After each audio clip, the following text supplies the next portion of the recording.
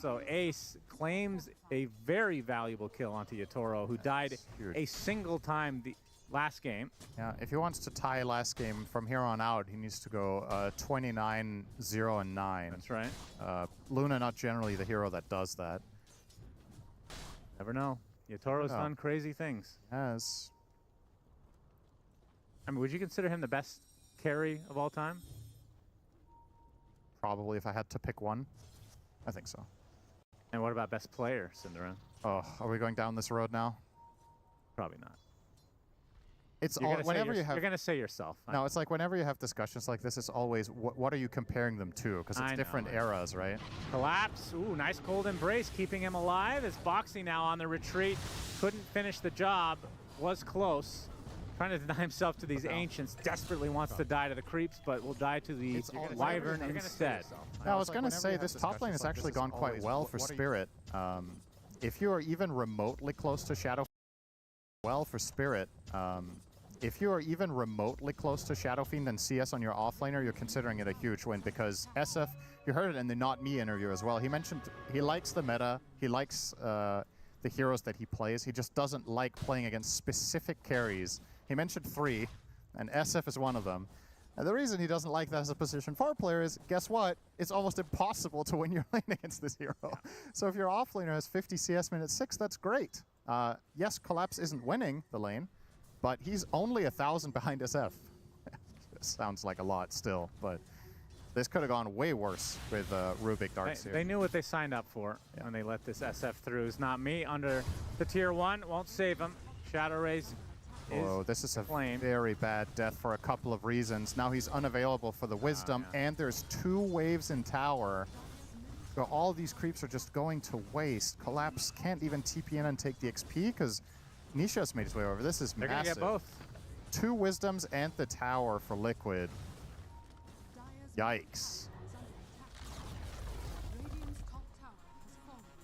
Okay, he's gonna take one more wave before retreating, so very, very good start here for Liquid. They find themselves a little treat in the form of Collapse.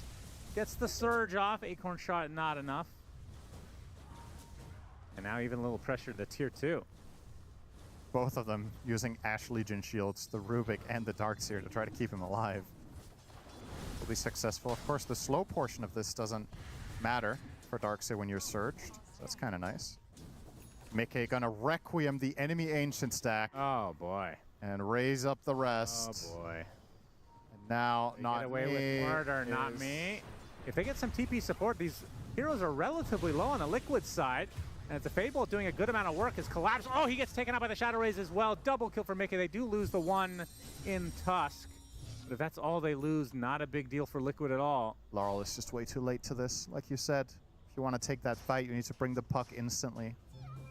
Maybe he wasn't able to TP because he was on top of or near to Ember, so he's just going to cancel him. That cannot feel great. An early 2K lead for Liquid. It's starting to look like the opposite of game number 1. Damage rune in the bottle for Nisha. In terms of net worth, dead even between the 2 of them. Yeah. The entire lead is in the safe lane. Classic Shadow Fiend experience. Do you think, I mean, when it gets to mid to late game, as we're going to hold that thought, Oil finds a target. As Yatoro comes in with the Eclipse and the Lucent Beam, it's enough. Nisha completely caught off guard. Great rotation from Spirit. That's a really good move. You're not expecting that play. But Luna had cracked level 6 and goes for that TP with Eclipse. Even with, I don't know if, I guess Nisha's Flame Guard was on cooldown, so they found him at an opportune moment. But looking at the lineup for Spirit, they do have some cool things they can do. We'll talk about the Rubik in just a moment, but correct me if I'm wrong here. I feel like Wyvern against Shadow Fiend, Curse specifically, is extremely good. Yeah. And you have something like Vacuum that can actually get him close to a teammate. Seems like a really good combo overall. As Laurel, we get to the other side of the shards, finds his way into Nisha, but no harm done. They can Vacuum Curse next to SF. They can also just make a wall illusion, obviously. Yep. It's already strong. What you need to be careful with is to not have this. This is always the problem with Wyvern, is to make sure you don't have awkward overlap, where if Wyvern sees a good curse and you see a good Vac wall at the same time and you maybe end up wasting some of Puck's spells or whatnot. They do have a little bit of overlap in that regard. Rue, dead.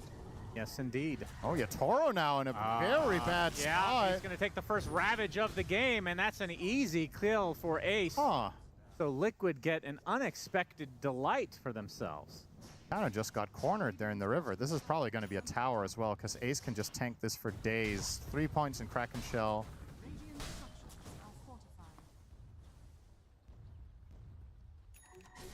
So you talked about the supports being maybe not prototypical what a team would generally want in terms of like archetypes and whatnot.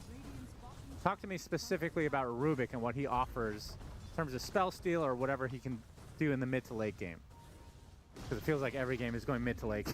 I mean, I'll be honest, I don't really understand why they picked the hero. So I would be curious to hear that from themselves if we could. Because when they picked it, there wasn't anything inherently obvious you're picking it against. I don't think the hero is particularly great against Shadow Fiend. Yeah, you can maybe get a clutch Requiem steal, but that is still not an easy ability to use yourself. I mean, how many souls do you get for... I think you have max always. Oh, you do? As Rubik, yeah, I'm pretty sure. As Darkseer, yeah, gets sniped out by Tofu, getting some revenge after his feed session in game number 1. And also... Liquid with a 4K lead already. I mean, Rubik Darkseer is an okay lane, but it's not like a WoW kind of lane that's just going to blow you away. But the usual Darkseer combos that can win lanes, like Spirit Breaker, or we saw Bounty Hunter earlier today from Vision, are just not going to win against Shadow Fiend. So, I mean, you kind of just have to accept that you're going to lose the lane, but Rubik just doesn't strike me as a strong enough laner, and when you pick it that early, the enemy team is obviously in control of what spell steals you get access to. There's not a single like S-tier spell to steal in this game in my eyes. Maybe Snowball. Ravage is too easy to protect now that Kraken Shell has an active ability. No, true, but he might forget Cinderend. There's the first curse of the game from Rue. Buys him a little bit of time, but they will find him anyway. Yep. And Liquid just rolling over Spirit here. It's the Luna curse. We knew it. Telekinesis finds Tofu, though. They will get something. That is such an early Yashikaya, by the way. 12 minutes for Mickey. Radiant's middle tower is under attack. Yeah, what is the build for SF after this?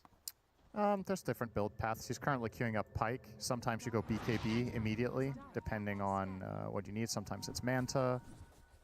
I think I kind of like Pike Manta and not getting BKB until even later, and just racking up some stats, getting tanky, having the Mantas to split push. The downside to making your hero stat heavy is, of course, you make the illusion of the wall better. So, maybe...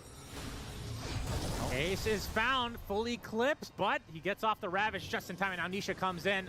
The coil's still expended. They're able to take out the Rubik quite easily, and now the Puck in a lot of peril. Laurel able to get the illusory orb off, but that's it right in the midst of Nisha, who just finishes the job easily again as Liquid just rolling over, continuing to do so on Spirit's face. 3 for nothing.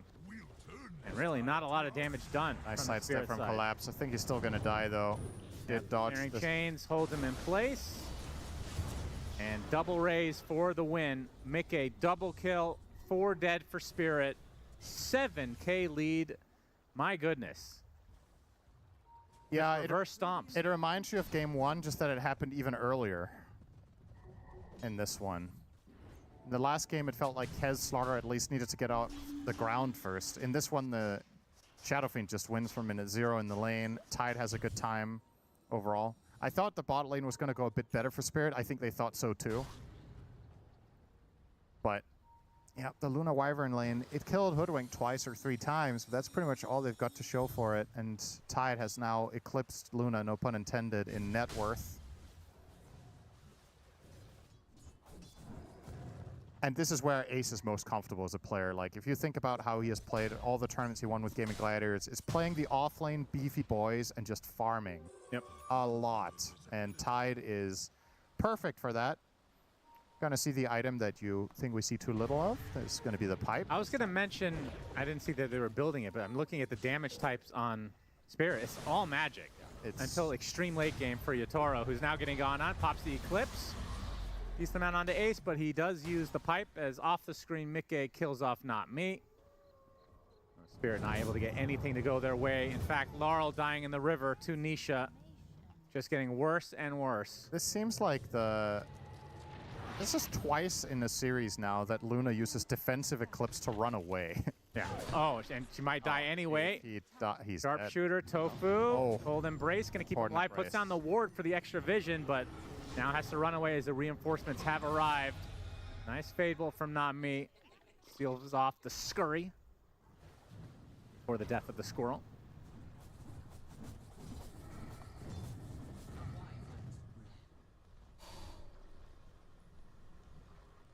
Not much to write home about, though, for Spirit. No. Yeah, this is definitely where we like to see Ace just getting very farmed on any offlaner, really. But like... Yeah, go ahead. No, go ahead, please. After you. I was going to say that the damage type concern is the biggest one here. Like, I genuinely think winning teamfights for Spirit is almost impossible if you don't get a wall illusion of Shadow Fiend that helps kill them. You just...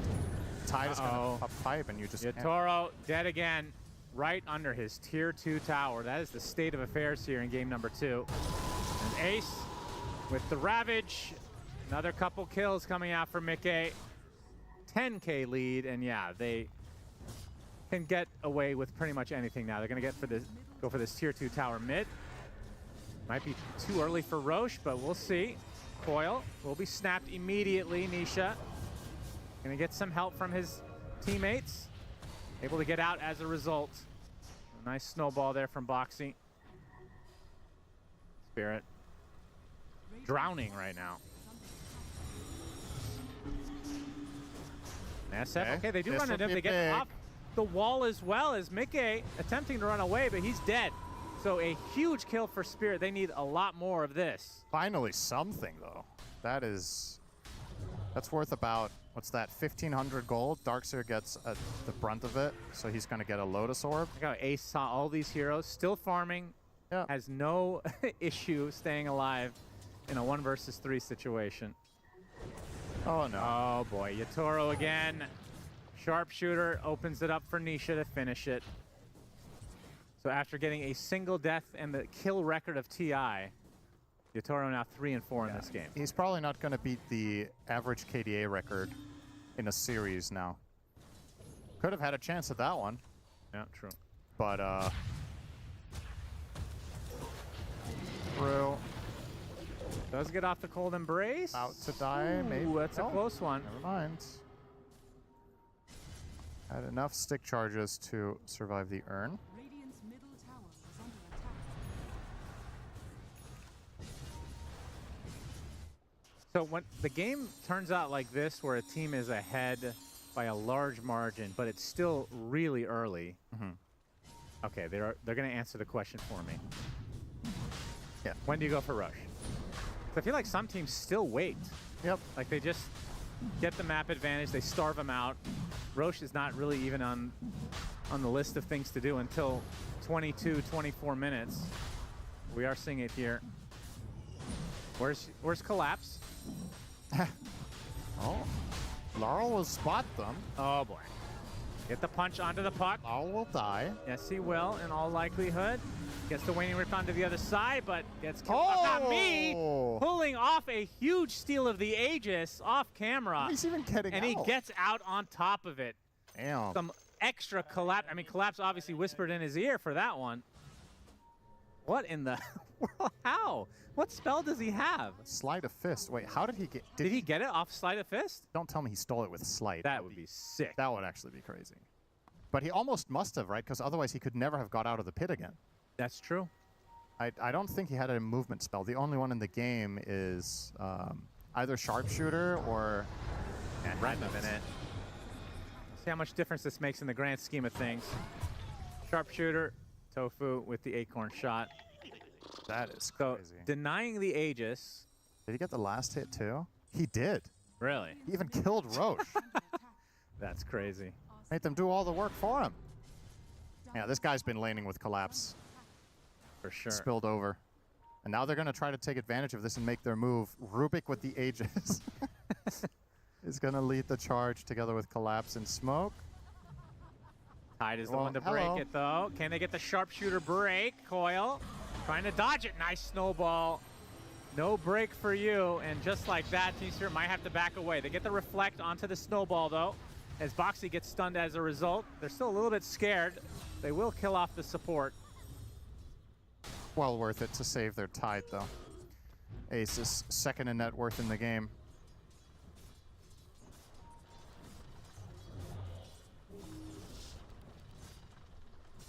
So taking this Aegis away, how much does that change in the grand scheme of things? Does this buy you time as Spirit? I mean, definitely, Liquid might have gone for tier 2s, right? You don't think they could have gone high ground at all? I don't, still I don't three think, tier 2s. I don't think high ground was going to be played with that Aegis, but they should, even though they don't have the Aegis, I think they're still confident enough to take a Tormentor. They shouldn't be too dissuaded by it. It's an inconvenience more than anything Radiant's middle tower is under attack. Dire that they don't have it.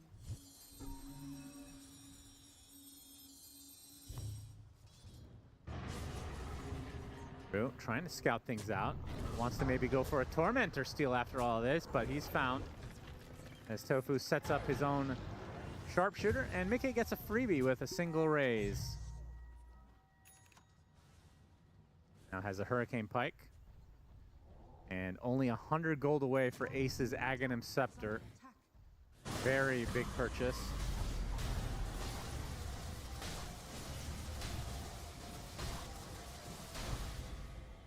Boomerang.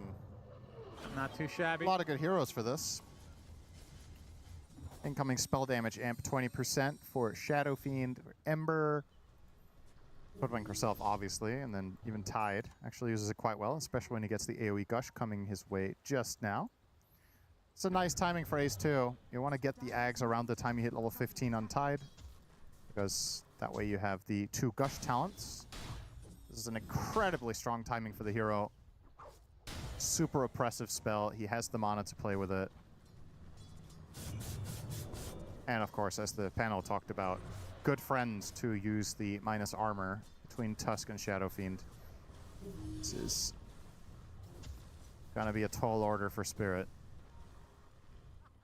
And Spirit's biggest problem is going to remain damage for the next 10-15 minutes. I genuinely think they can't solve that problem with the heroes that they have.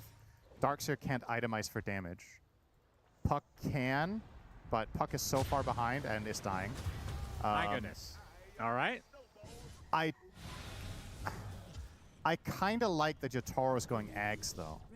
As crazy as that might sound into the pipe of Tide, I think this is him recognizing that this game is so out of reach unless they win a team fight soon.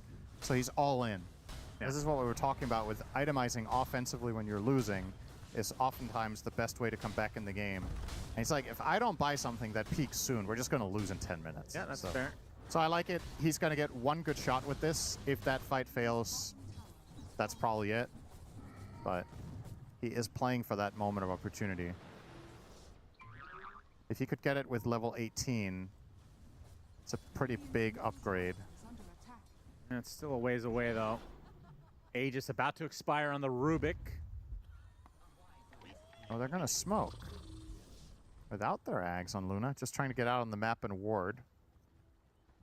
And should be successful. Liquid have completely abandoned this part of the jungle.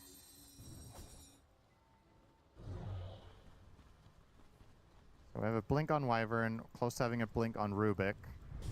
Almost blink on Hoodwink. Blink on Tusk. There's a lot of blinks. Every support wants one. Why not? Pretty unusual.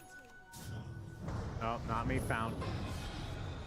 Oh, he's still remnants, though. All right. It's an anime battle for the ages. Who shall survive? Now, unfortunately, Tofu did interfere in the 1v1, so we won't count. That's a disqualification from Liquid. Yeah, so Nisha lost it.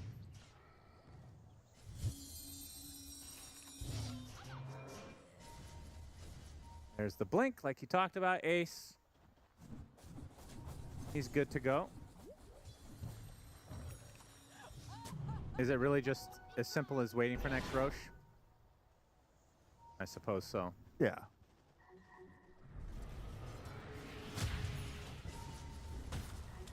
I mean, if they see an opportunity to fight outside the base, of course. But, oh, looks like Nisha does indeed. Well, didn't get the chains, though. He's going to run him down. Oh, nice dodge. Running in a straight line always works for me, too. No, unfortunately, he will be found anyway. Sharpshooter hits the ass of the Darkseer. Laurel comes in. There's the Eclipse as well into the nice back wall onto 3 heroes, but it's only the support to die so far. And Laurel going to get surged away. After all of that, not a whole lot of damage done from Spirit. That's the Aghanim Scepter being shown from Yatoro as well. He's going to get bushwhacked. Now on the run. Get to that other side of that wall as the boomerang's starting to stack up. Not me. Out of position and out of life. Make is just such an insane threat. Like, he barely even interacted with that fight, but if he does, he can blink Requiem. Wipe them off the surface of the map. Oh, good curse. Will save Laurel. Yeah, he will survive. Mickey won't take any more damage, although Collapse is here. Kind of running out of steam. Liquid will retreat, regroup, reset, and probably just go for this next Roche, which is 30 seconds from when we know how early it'll spawn. You said you want Tormentor in the other pit? It's just that it feels like in almost every single game on a pro level, the Tormentor isn't really a point of contention. It's more one team gets it with no fight. Yeah. And that's obviously primarily tied to the location of it. By it being on the side like this, whichever team is in control of the game will generally just get it. And sometimes it gets traded for a Roche for the other team.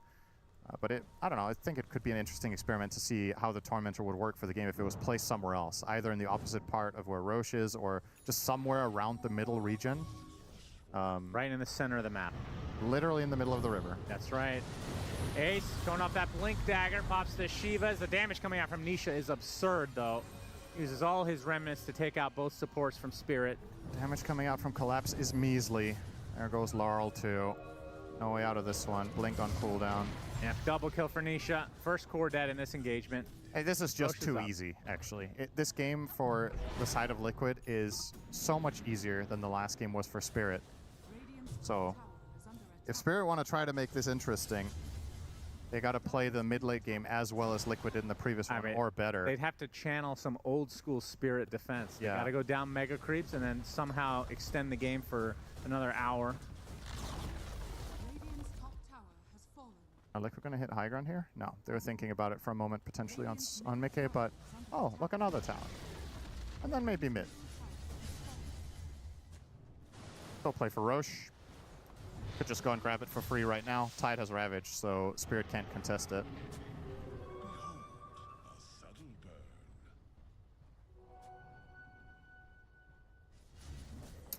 This begs the question, Shannon. Is Luna just the Elder Titan of carries? Is it one where it looks so juicy and you get baited, you're like, yeah, this is the game for Luna. And then it just doesn't. It's another game where it felt like it was over before the hero even came online. And I don't know how much that has to do with Luna at all. Yeah. That's the issue. That's fair. They just lost horribly in the other lane. You look at one draft having Shadow Fiend and the other having Luna, and you're like, one of these heroes is not like the other. That's true. And I'm not saying you can trade another carry for SF, because I don't remember the entire draft what was available in the pool, but that matchup is just not inherently good. Yeah, why not just auto-win with Slardar Kez? Yeah. Try that sometime. Like a good idea. Toro scouting out with the Manta. And, well, Liquid are respecting the possibility that Spirit are doing something here. They are not, though. They're just farming. And we definitely got to see in this game what we were worried about in the draft, which was, what if Laurel doesn't pop off? And that's exactly what happened. Laurel wasn't having a good game, and therefore the Spirit lineup is struggling to string together moves. Does Not Me have anything? No, he has no spell. He can walk in. This is the limit to his capability. He can walk in. You can do it, young lad. You cannot do it. Mickey gets his first Aegis of the game. Despite it being Roche number 2. Yep. and he's about to finish Daedalus, and then they might just go high ground. Unless, well, is he? Yeah, he must be finishing it, no? He currently has a Chrysalis and a Daedalus recipe, and he swapped away for Satanic. He's just gonna hold on to this recipe then? And they find themselves a little Wyvern snack. A delectable treat for Liquid.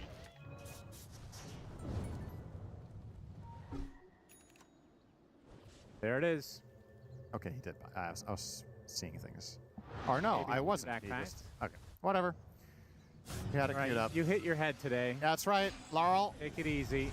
Nice eclipse though from Yatoro. Can they actually find this kill? Yeah, Tide comes in to tank up a lot of Lucent Beams, and now Mickey cancels Yatoro's TP with the Requiem, and another death to his name. Yatoro 5 in the game. 70 seconds of no Luna. It's hard to kill Ember with Eclipse through Flame Guard and Pipe. Oh, and they find Laurel again. Yeah. So 2 cores dead, no buyback. This should be buildings. I mean, knowing Spirit, they might actually just call it here. And if they don't, they're taking one last YOLO fight in their base. And if that's not a miracle win, then they're just going to end it. This is about as one-sided as it gets this TI. See if they can somehow find a crazy setup, but it's not going to happen for the next 30 seconds, so it's at least one set. They force out the fort. Yeah, And it's the not creep. going to wipe out the wave, though. Yeah. Is it? No. All right, one set for sure. No tier 2s up. How do you choose lanes here? Like after this, is there an optimal choice, top or bottom? You generally go bottom because it's the easier area to control as the aggressor with how you have vision and what angles there are. And I mean, at this time it's a no-brainer because you have 2 siege creeps. And All things considered equal, though. Yeah, if there was no difference between top and bottom in terms of creep waves, you'd almost always go bottom. It's faster, it's safer, it's easier to exit for the Dire. Yeah, a clean 2 lanes and out for Liquid. Spirit, they're queuing up a Butterfly on Yatoro. I don't even know if he'll have time to try to get this before Liquid go for the killing blow. Looks like they want to maybe do the Tormentor Yeah, why not? with Tusk and SF.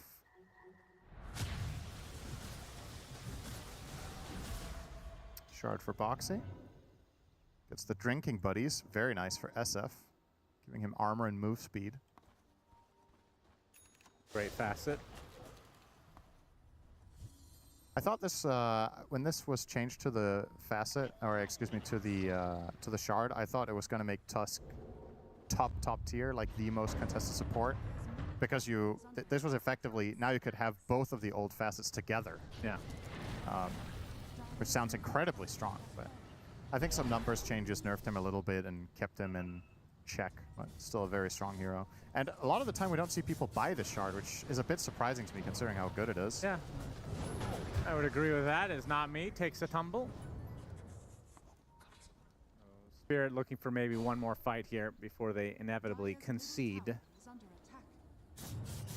Don't count your chickens, or whatever they say. That is what they say. No, eggs. There's 7 chickens. True. That is kind of a chicken. Dragons are chickens, Cinderin. Because they're dinosaurs. Are they? We know that from history, of course, from Game of Thrones. Right, history.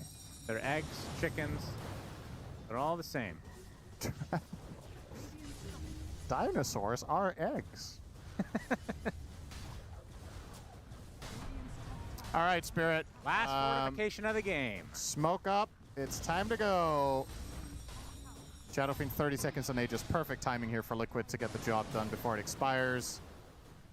Well, if nobody's going to do anything soon, it's just Megas. Now or never, ladies and gentlemen. Mickey doesn't mind burning this. They get the melee barracks. They actually use the coil as a BKB purchase. He's actually going to run through and just take out the Aegis himself. It was 10 seconds left on it. That's a good death. Good Right, first. yeah, indeed. That's going to potentially be the death of Tusk. No, able to get off the punch onto the puck now.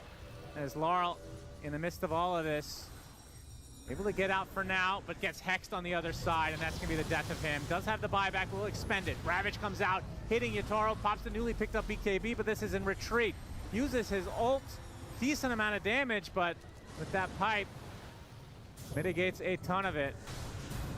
The Ace on the high ground. This range barracks, the last remaining building before the mega creeps come out. And that should do it, surely. There is a very important fish for Ace to eat. He's not seeing it. Mistakes are being made by the Tidehunter. Delicious fish for you to put in your belly, young man. There's the Requiem right on top of Yatoro. That is a dieback, effectively. And surely now he will eat the fish. He does. Ace consumes the fish, which means now the GGs can be... Oh, wait, there's another fish. Ace, please. Team needs to focus on getting this fish for Ace so they can finish this game in style.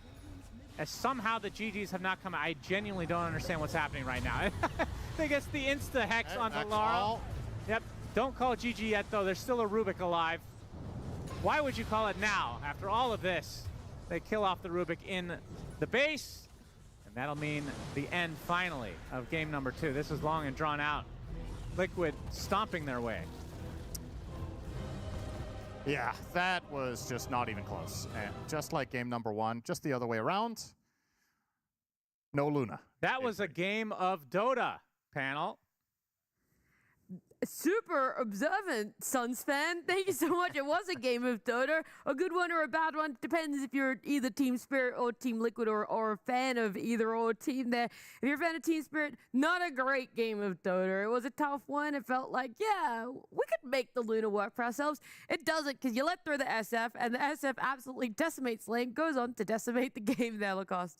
Yeah, this SF problem, we keep seeing it. Like every single time we watch it on our stream, I don't think Shadowfiend lost yet. And It's been 2, and it's won both. it looks insane. Pretty good stats. Yeah, 100% A-stream win rate. and every single time, it's just him taking over the game. Like Yeah. He's all over the place. He takes a tier 1 tower in the top lane, goes through the twin gates, takes the tower in the bottom lane, making sure that he's getting all of this extra gold and getting insane amount of farm. Also going for Yashikaya this time around. You are playing against the Darkseer, so you want to have, slightly less damage, more damage against wall illusions and that almost instant cast speed time, which does allow you to kill off these wall illusions almost instantly. And I think it also comes down to the support duo, which was unable to replicate, like we did talk about it before the game, after the draft, where it's just lackluster in terms of the damage. These are not the type of the supports that Puck likes to play with compared to the other side, where Ember, he loves to play with these heroes that have save, that have infinite amount of damage, and are very good at rotating for 6-8 minute rune and just continue to snowball. Yeah, I think that Liquid's draft fixed a couple of the issues they had in the first game. And Team Spirit, they try to replicate Liquid's first game to success with the Luna pick, but looking towards maybe a third game here, it's hard. I feel like both teams got backed into a corner on this second pick because both times it's last pick overall Luna. And maybe you want to value these carries a bit earlier. You want to take maybe a strong, if you're going to pick Shadowfiend, let's just instant respond with a Drow or something strong in the pool early, because either they're just not finding the right heroes at the end of the draft or they're just not picking them.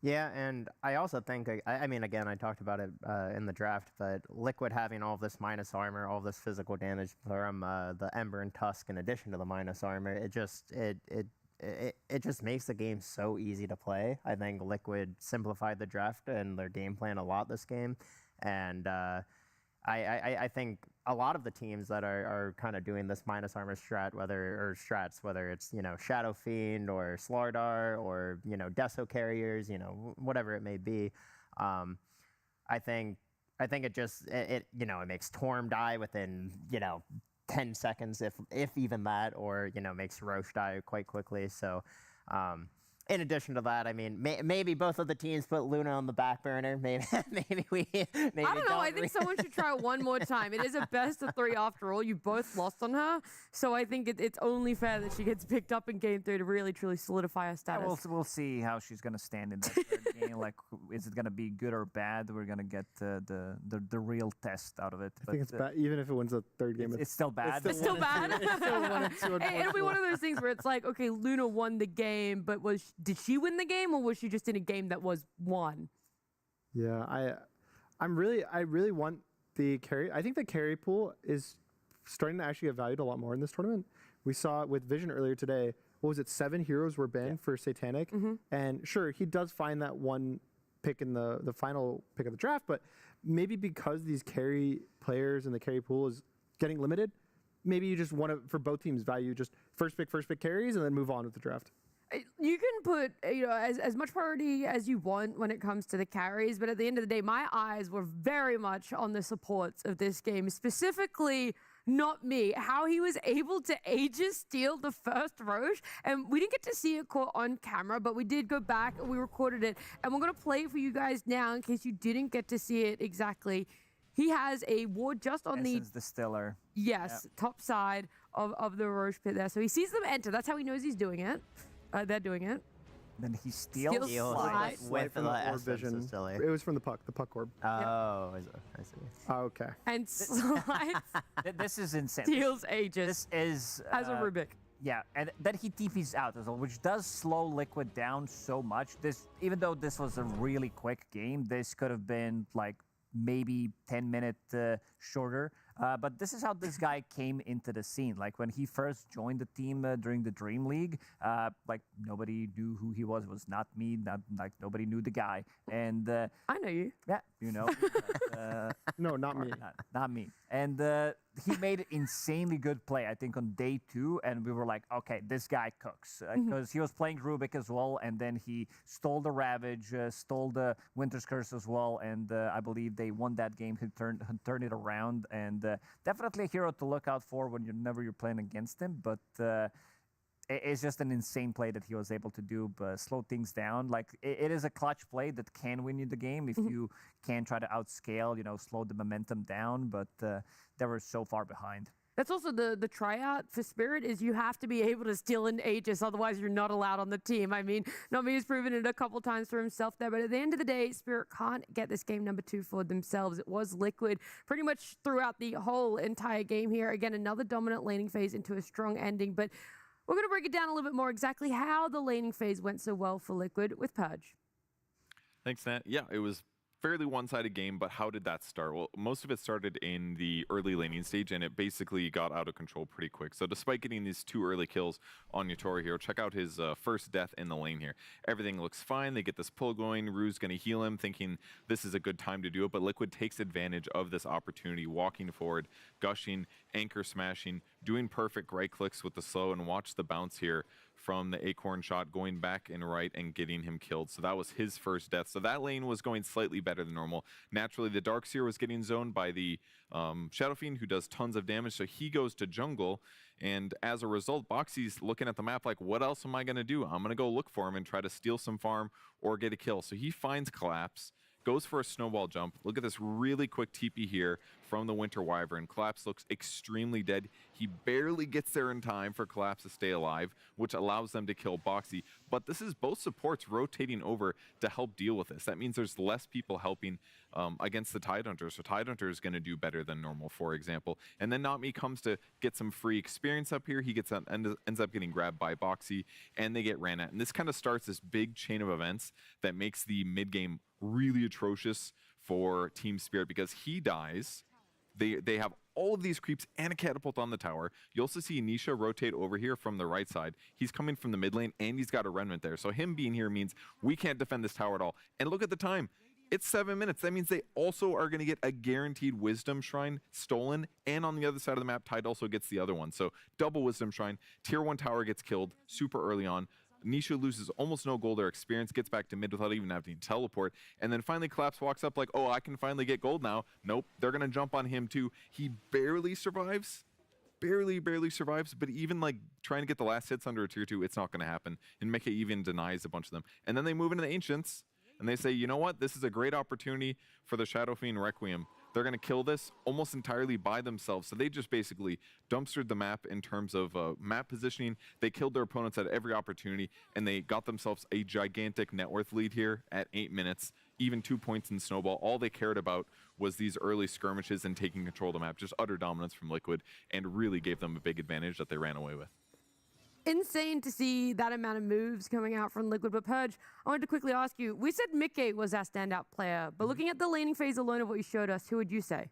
I think Boxy, maybe. I don't know. Maybe? He was all over the place. It was a lot of contribution from a lot of different players, I think.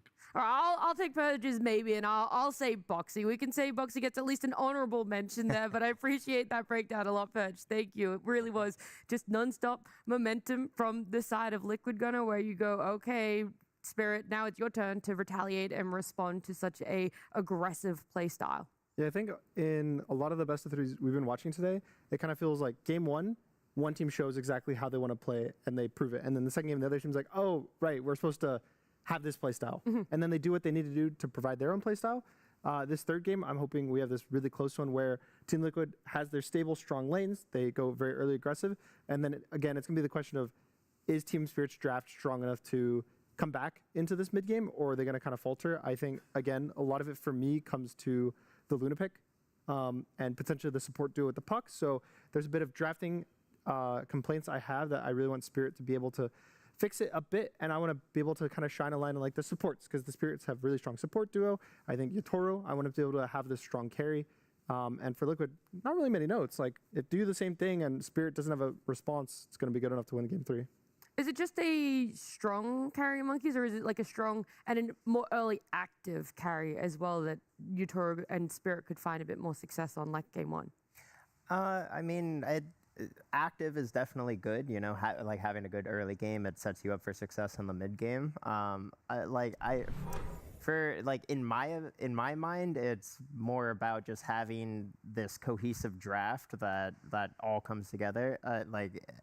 I think this Tidehunter pick on the last pick for Liquid really just rounded the draft very well for them. Like, they have the double minus armor with Gush. The Ravage provides like great team fight, so you know you can ravage like the Darkseer wall illusions and whatnot. And I think the last picks from the carries both games just kind of didn't fill the void that both teams needed. And I think especially if you're gonna be second pick, like, you have to have this. You have to have this last pick that makes a statement and is like, this is what you have to deal with, because we have the ultimate last pick. We have this hero that deals with everything, Yeah. How is the Luna Tide matchup supposed to go in a lane like that? I know there is always that influence of the supports cost, but obviously Spirit's idea is we feel very comfortable with the Luna going up against the Tide. It doesn't go that way. Is it more a 50-50 and you just rely on your supports, or is this Luna should always be out there and being able to be oppressive against the Tide? I think we saw a little bit of a mistake. Like, they were getting the kills as well, but you also saw the 1-3-1 build on Tidehunter, so he's really not taking any damage whatsoever from the right clicks. It's basically the magic damages he's taking from the beam, but I think they did okay in that lane. Maybe a little bit of a mistake to use the heal there, which can sometimes be a grief, where they killed Luna from 100 to 0, but I feel like it just wasn't enough in terms of what the hero does. And this time around, we are seeing a different build on Luna, where she's going for the Aghanim Scepter build. It has been nerfed. It's not the level 15 talent anymore. It's a level 20 talent, the minus 40 seconds on your Eclipse, so you don't have that immediately. And also, big fan of this Tidehunter pipe that he brought, because understanding that their damage is going to be very limited. You're playing against Puck, you're playing against Darkseer. It's mostly magic damage, and then even Luna decides to go for even more magic damage, and it just wasn't enough. This pipe nullified anything, and showing the score, Ace didn't even die a single time. But also, it pairs with the damage talent, right? They're both level 20 now? Yeah. So you either have to pick stronger Lucent Beams, or you have to pick a lower cooldown on ult, and both kind of, it feels bad to give up either one. So the magic damage Luna is definitely a lot weaker than it used to be, and maybe just Luna's a bit weaker. I mean, maybe we can move on from this hero, go on to greater, better things.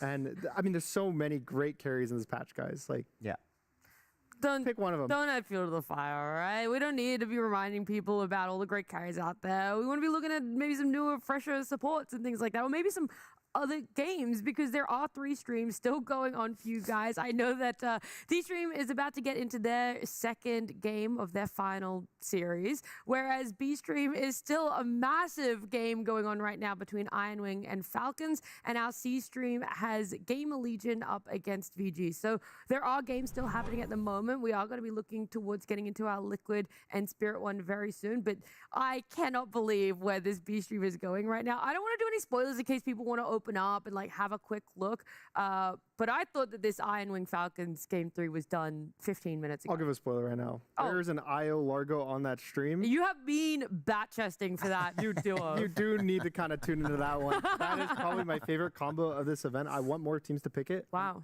I'm a really it's day 2, and it's your favorite combo of the event. It was a combo going into the event. I was Okay. Especially with core IO with Largo. I think the support IO with Largo is like okay, but it's a core IO and a core Largo. It's kind of cool over there. Kind of cool. Kind of cool. It's not cool, but it's kind of cool. Yeah, we're seeing some new stuff coming out from Iron Wings, where they are playing this Arc Warden. They are playing out the combo that a lot of people coming into this TI were talking about, because it did look very good. People were talking about even just core IO, like from the mid-roll mostly, but some teams were even brave enough to pick it from the carrier role. But the combination between the heroes, like you're always going to be finding some kind of a pairing. I don't think we have seen yet maybe the IO plus Tiny combo that can come out still. Largo, definitely my favorite one because of the synergy that these two have together. It just looks insanely good in all of the games that I've seen so far. I do think that's something I've missed a little bit from the heroes in the meta is the global mobility.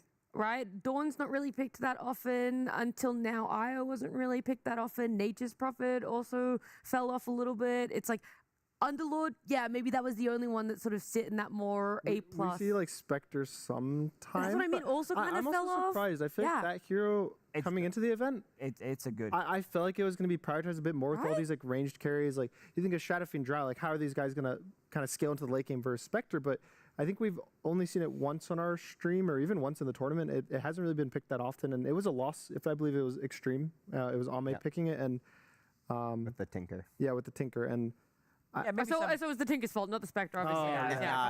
Come on, guys. Up to it. You should have started with that one. My fault, but it's definitely it's early on, and I think that there's more stuff to discover as the tournament goes on. I feel like TI always has some random breakpoint in the middle, like as group stage starts ending, the main event happens. You think of all the way back 7 years. Last time we were here in China, you think of the IO Core. Yeah. And it just got picked that one time in the group stage, and then everyone's like, if we cannot play IO as a core, we cannot win this tournament. And kind of true though. I mean, that's kind of what happened. The team that started it did win the tournament. So if a team can finally discover some combos, some specific hero, kind of some point in those groups, it's really good when you can just figure that out first, because that usually means you're the best at it, you understand it the most. There's been so many different iterations of those things throughout TI. I think about also 2 years ago when it was main event Lone Druid in Copenhagen that got picked up on like the second last day or one of the third last days. And then it was just I think it was you know what I mean? Like who actually started this trend. That it showed for a couple of games, and people were like, "Okay, this is completely broken." Is it. Yeah, because he was going for Mjolnir Disperser at the time, and nobody wanted to play against it. There's always going to be something in the game that some of these more creative teams are going to be finding, something that they're going to try to, let's call it, abuse in some of these games. And you might show it once, you might show it twice. A lot of these things have also been known between the teams in the scrims, where maybe they have a really good record. They are like, okay, we beat this IO 5 times in a row. We're not afraid of the hero. And then IO comes with a different pairing, and suddenly it looks completely broken, and then you don't have the answer for it. Well, look, hopefully they had the answers coming into it with that ingenuity. Maybe it happens if they end up qualifying to the main event. But right now, Liquid and Spirit, they're both 2-0 in their series for the modified Swiss bracket here that we have for ourselves. And 1-1 apiece. It all comes down to this game, number 3. It is Liquid going to be first pick for themselves, and now taking out is Tree. SF is not going to be let in that pool. Neither is Drow or Bane at the moment. So Shadow Fiend taken out. Again, I do think that the carry pick is going to be really important for this third game. I think that both times they kind of struggled, at least with the losing team, with what they wanted to play. So potentially, I would suggest taking something early and stable, which again, there's a lot of, or taking a support to set it up for it and getting it kind of in that middle of the draft phase. So supports valued highly a lot. You can see the Bane, the Undying, and the Treant.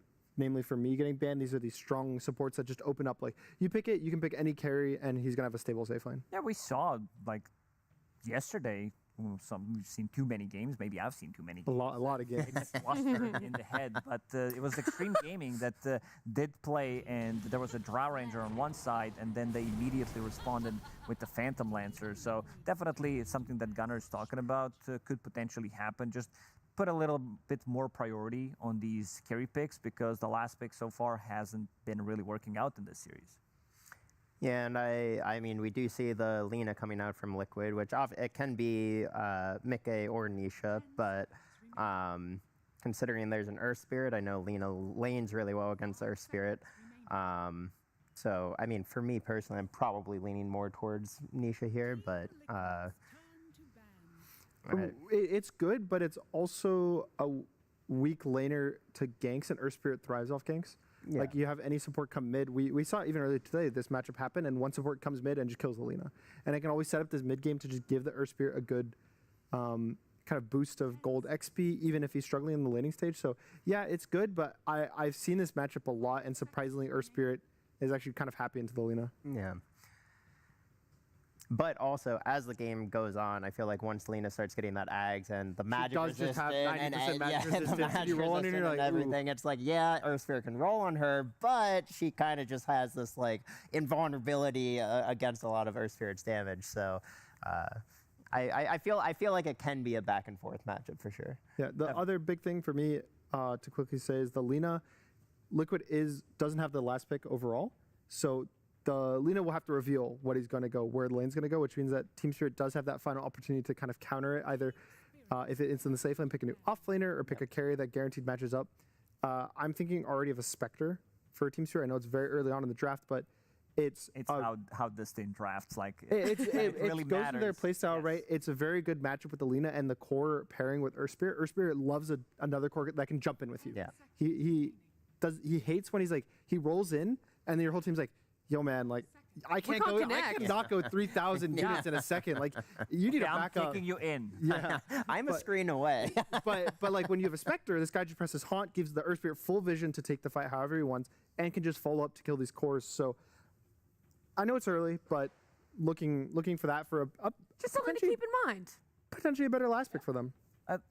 They played it 2 times. They played it 2 times from the mid lane, and they also had protection. They played it against Yandex. They played it against Vici Gaming. I feel like Lina needs something. Like, she just can't stand on her own and be like, okay, I'm doing whatever I can, even though she's super tanky. She's maneuverable with the Aghanim Scepter. But they did have Shadow Demon. They also did have Winter Wyvern to give that extra bit of protection. If she gets initiated on to try to split a fight or give Disruption by a little bit more time so you can maybe get your BKB off. So I would love to see something for Liquid along those lines, something that can, give a secondary life to Lina.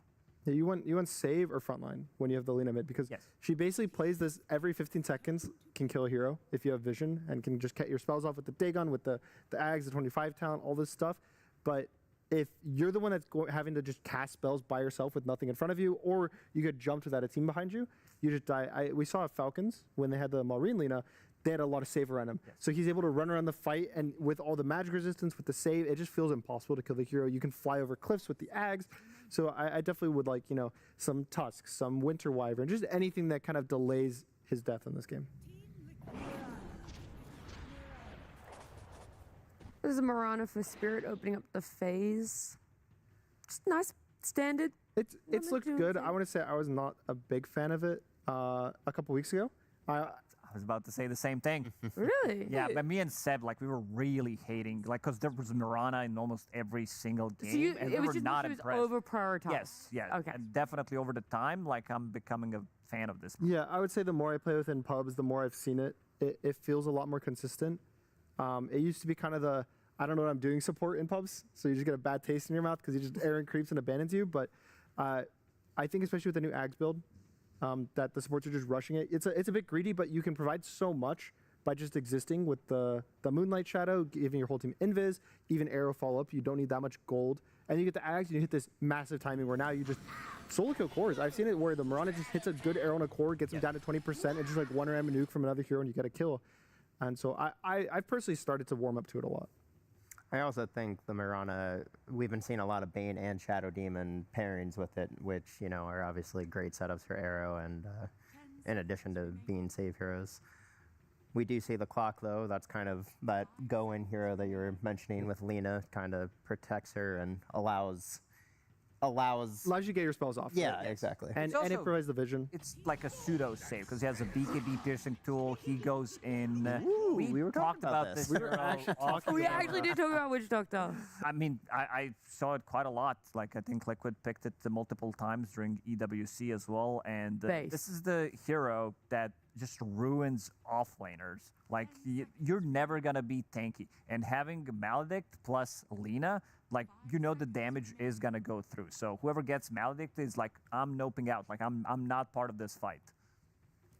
And it's the first pick. I definitely, kind of like you were saying, it is a bit underrated of a hero, I would say. But the one question mark for it is usually you pick it when you see some like tanky strength offlaner, knowing exactly how the lane's going to go.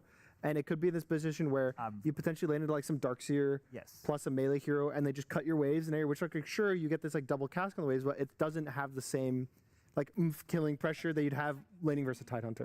I keep going back to EWC because I've seen good amount of Witch Doctor, and the teams are trying to like, we're picking Viper. Like, we don't want to be laning into this guy, so you end up with the draft that you kind of don't want because enemy team picked a strong position 5 that ruins a lot of these melee offlaners, and that's kind of a gotcha pick where he's putting quite a lot of pressure on the draft. What is the item progression for Witch Doctor more often than not? Like, what's the itemization? I mean, that you I've seen different things. Like, from I was Blink gonna say, I've Dagger, seen like Holy Locket to amplify the healing. We've seen like some Spirit Vessels if needed, Glimmer Cape, depending what like he can buy whatever he needs. But what do you? Depends on the game. In this game, I would like depending on how much gold he gets, I think Locket and eventually like a pipe. It's a lot of gold for support, but versus Earth Spirit in particular, you basically completely offset his ult. There's a talent late game too, if it ever gets to that point, that it's like percentage of your health is healed every time. And that just completely kind of shuts off Earth Spirit in the late game. So, but even just Locket plus a pipe, I think is enough. And or if you have a core, like a Tidehunter that buys his pipe, I think that just getting a Holy Locket on the Witch Doctor can completely turn the fights around. Yeah, Glimmer, Guardian Greaves as well. Like, you get these items, and especially as you said with the Tidehunter, there's a lot of synergy. And they have protection now for Lina. Like, a lot of the times, some of these cores, they are lacking a little bit of protection of their own, and then you can pick a Tidehunter like they did in that second game, and it gives you protection for the whole squad. Yeah, I also really like Tide into Nature's Prophet because, you know, you just put a couple points in Kraken Shell. Treants don't really matter to you. Getting hit by Furion doesn't really matter that much. I mean, obviously, Furion is global teleport, so, you know, if he has an annoying lane, he's just like, I'm just going to go somewhere else and kill other heroes. But I definitely like Tide into that matchup. Yeah, I think Nature's Prophet is... We talked about Spectre. It's a pseudo Spectre because you have a global TP. So it's like if Earth Spirit's able to come into the fight on the Lina, you find the supports, he can always TP into this backline, has a BKB, can kill the heroes, and it's a much better blind pick. And kind of like we said, since they have this overall last pick, they guaranteed get to know where the Lina's going, whether it's safe lane, whether it's mid, and with having this Witch Doctor potential as the pause 5, you kind of want something that knows what he's laning into, knows either do I want to cut, do I want to play the lane. I think Axe could be good because he can cut. He's very good against Tidehunter because he can track that off. That one's scary into Witch Doctor. It is. Like, I think most of the melee ones. Yeah, pretty much every hero is scary. It's good against Lina as well, depending where Lina is going to go. Because Lina, she still does quite a lot of right-click damage. So with the Blade Mail, they also don't have many abilities that go through, like BKB, which is his core item after he picks up Blade Mail Blink. I definitely think that the magic damage Lina surprisingly does, maybe not surprising, but does a lot of physical damage. So even with no items, just getting that 10 talent plus the stacks of Fiery Soul makes it so Axe solo kills you if you're at 7 stacks. So I definitely like it. It would need to be mostly finding a way out of the laning stage. That's always my big concern with Axe versus Witch Doctor. Like, that's like probably one of the oldest just counter pick matchups, like 1-to-1 of Witch Doctor Axe. But definitely with the new being able to creep cut in this very efficient way, I could see them trying to make it out of the lanes. I mean, is there really any hero you want to be playing against Witch Doctor other than Darkseer? I mean, you mentioned Darkseer with the cutting. But... Maybe like a Lycan. Okay. Not versus this game, not versus the Tidehunter, but that's the hard part. I think that Tide and Witch Doctor both fix each other's problems. And then, I mean, depending on whether this lane is carry or mid, also potentially fix some of their problems. So as of now, Liquid's draft looks really well-rounded to me. I think for me, this pick for Liquid's not as important. I think to know whether I like Spirit's draft is on Collapse's hero. I think if they find some offlaner that looks good in the lane, looks good for what they need, it's gonna. Okay, there's a Spectre. It's good. Like, it's one of the better matchups against Nature's Prophet because, like, he TPs in, you have this global vision as well, and there's going to be a lot of vision coming up from them. You have this Lina, you have Clockwork with the rockets, Tidehunter kind of parking himself in the front, and Spectre with the ulti. I mean, I don't really see this as a Collapse hero, but this is a real good Viper game, right? Like, you have break versus the Tide, you have break versus the Spectre. Yeah. You don't have to lane against Witch Doctor, like, really, like, because you're you not just really kill the Witch laning. Doctor. Yeah, exactly. I like it. It doesn't really feel so much as a Collapse hero to me. Like when I think of him, I think of more a team fight, like the Centaur Mars, Slardars kind of vibe. And I even think the Slardar's not too bad here, pairing with the Nature's Prophet. Slardar got banned. Oh, to get banned. Oh. Death Prophet. I was think thinking that's the first Death pick Prophet. of that Prophet because I was going through the hero list, and I think this hero also has a place in meta. Yeah. I feel like this hero has received constant small buffs that people have been sleeping on. Tried it a couple of times, and it felt good every time I played it. I feel like this is also one of the old school classic counters to what Tidehunter wants to do. With the Spirit Siphon Exorcism, you just run him down with the BKB. Multiple options that you can go with the itemization as well. And in the lane, I think this DP, of course, being the range hero, playing into Witch Doctor and Spectre, she's going to get a lot up from the lane. Yeah, and also you really don't have to worry about Maledict that much as Death Prophet because you heal up more than you take the damage for. So Maledict, like, it's supposed to be this very oppressive ability in the lane that just like makes you never want to approach creep waves, but Death Prophet is one of those heroes that can approach creep waves against a Witch Doctor. I do worry a bit for their catch. A lot of it's on the Earth Spear and the Tusk. They have to do pretty much all the work, the arrow setup. It's like, yeah, go roll on an Earth Spear and then I'll arrow off it. I promise got bro, you. it'll land. Like, I got you, man. So it's definitely, for me, Team Spirit's a tempo draft, which they're good at, but their tempo, I feel like, is more the mid game. It's not so much on average like the Death Prophet tempo, but they do have the perfect carry to match that tempo of the Death Prophet, right? You have this guy who's going to Exorcism, take the towers. You have Yatoro's going to be able to TP and do it. Earth Spirit's going to be follow up. So I think if they kind of hit all their timings, I actually do really like the Team Spirit draft. And Lacoste, do you want to quickly put it out? Liquid, Spirit, it's game 3. I think I'm going to give a slight edge to Spirit. Like, we've seen two very one-sided games that did go on for, like, relatively long time, but I think this one's going to be the most even out of the 3. And I'm already just going to assume Monks is going for Liquid here because he loves the Tide, so I won't even let him speak on this one there. I'll just say it for you as we're going into this game 3. The winner comes out on top. A 3-0 team for their group. It's with Sunspen and Syndron. Thank you very much indeed. Game 3 it is. 2 stomps so far for each respective team. Will it be even, Syndron? It'll be closer than any of the previous 2 games, which is, I guess, not. That's not saying much. That's not saying much indeed. I do think this time around, though, I mean, first of all, we've changed the carry away from Luna. Not that either of the previous games per se was Luna's fault, but she was in those games, so it is her fault. That's right. That's how it works. Now, I think the overall looking at the pacing of the lineups, okay, if there were to be a very one-sided affair here, it's because Spirit run them over with DP and Prophet.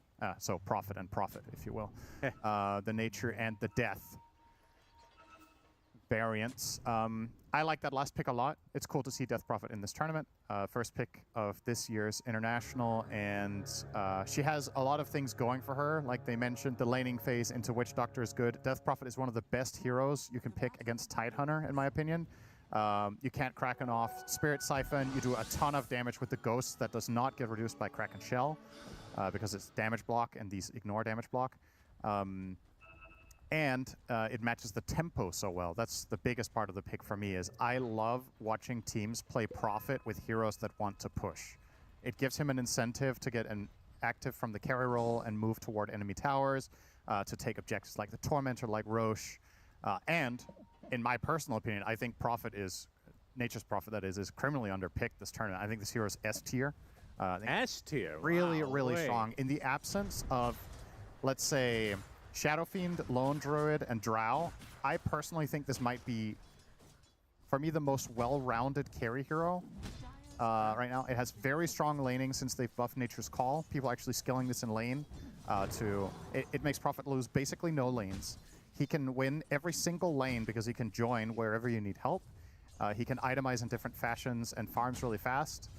He is okay at taking objectives, and I mean, you have global teleport, right? So, very, very strong hero. I hope we get to see it more. I mean, I'm excited because this draft for both teams is just so much different than every other draft we've seen at this tournament, at least the ones that we've cast. Yeah. Like, the supporting cast is totally different. Like, Witch Doctor, even Clockwork, you were expecting this to be more of a mainstay. Yeah. Hasn't been in that tier at all.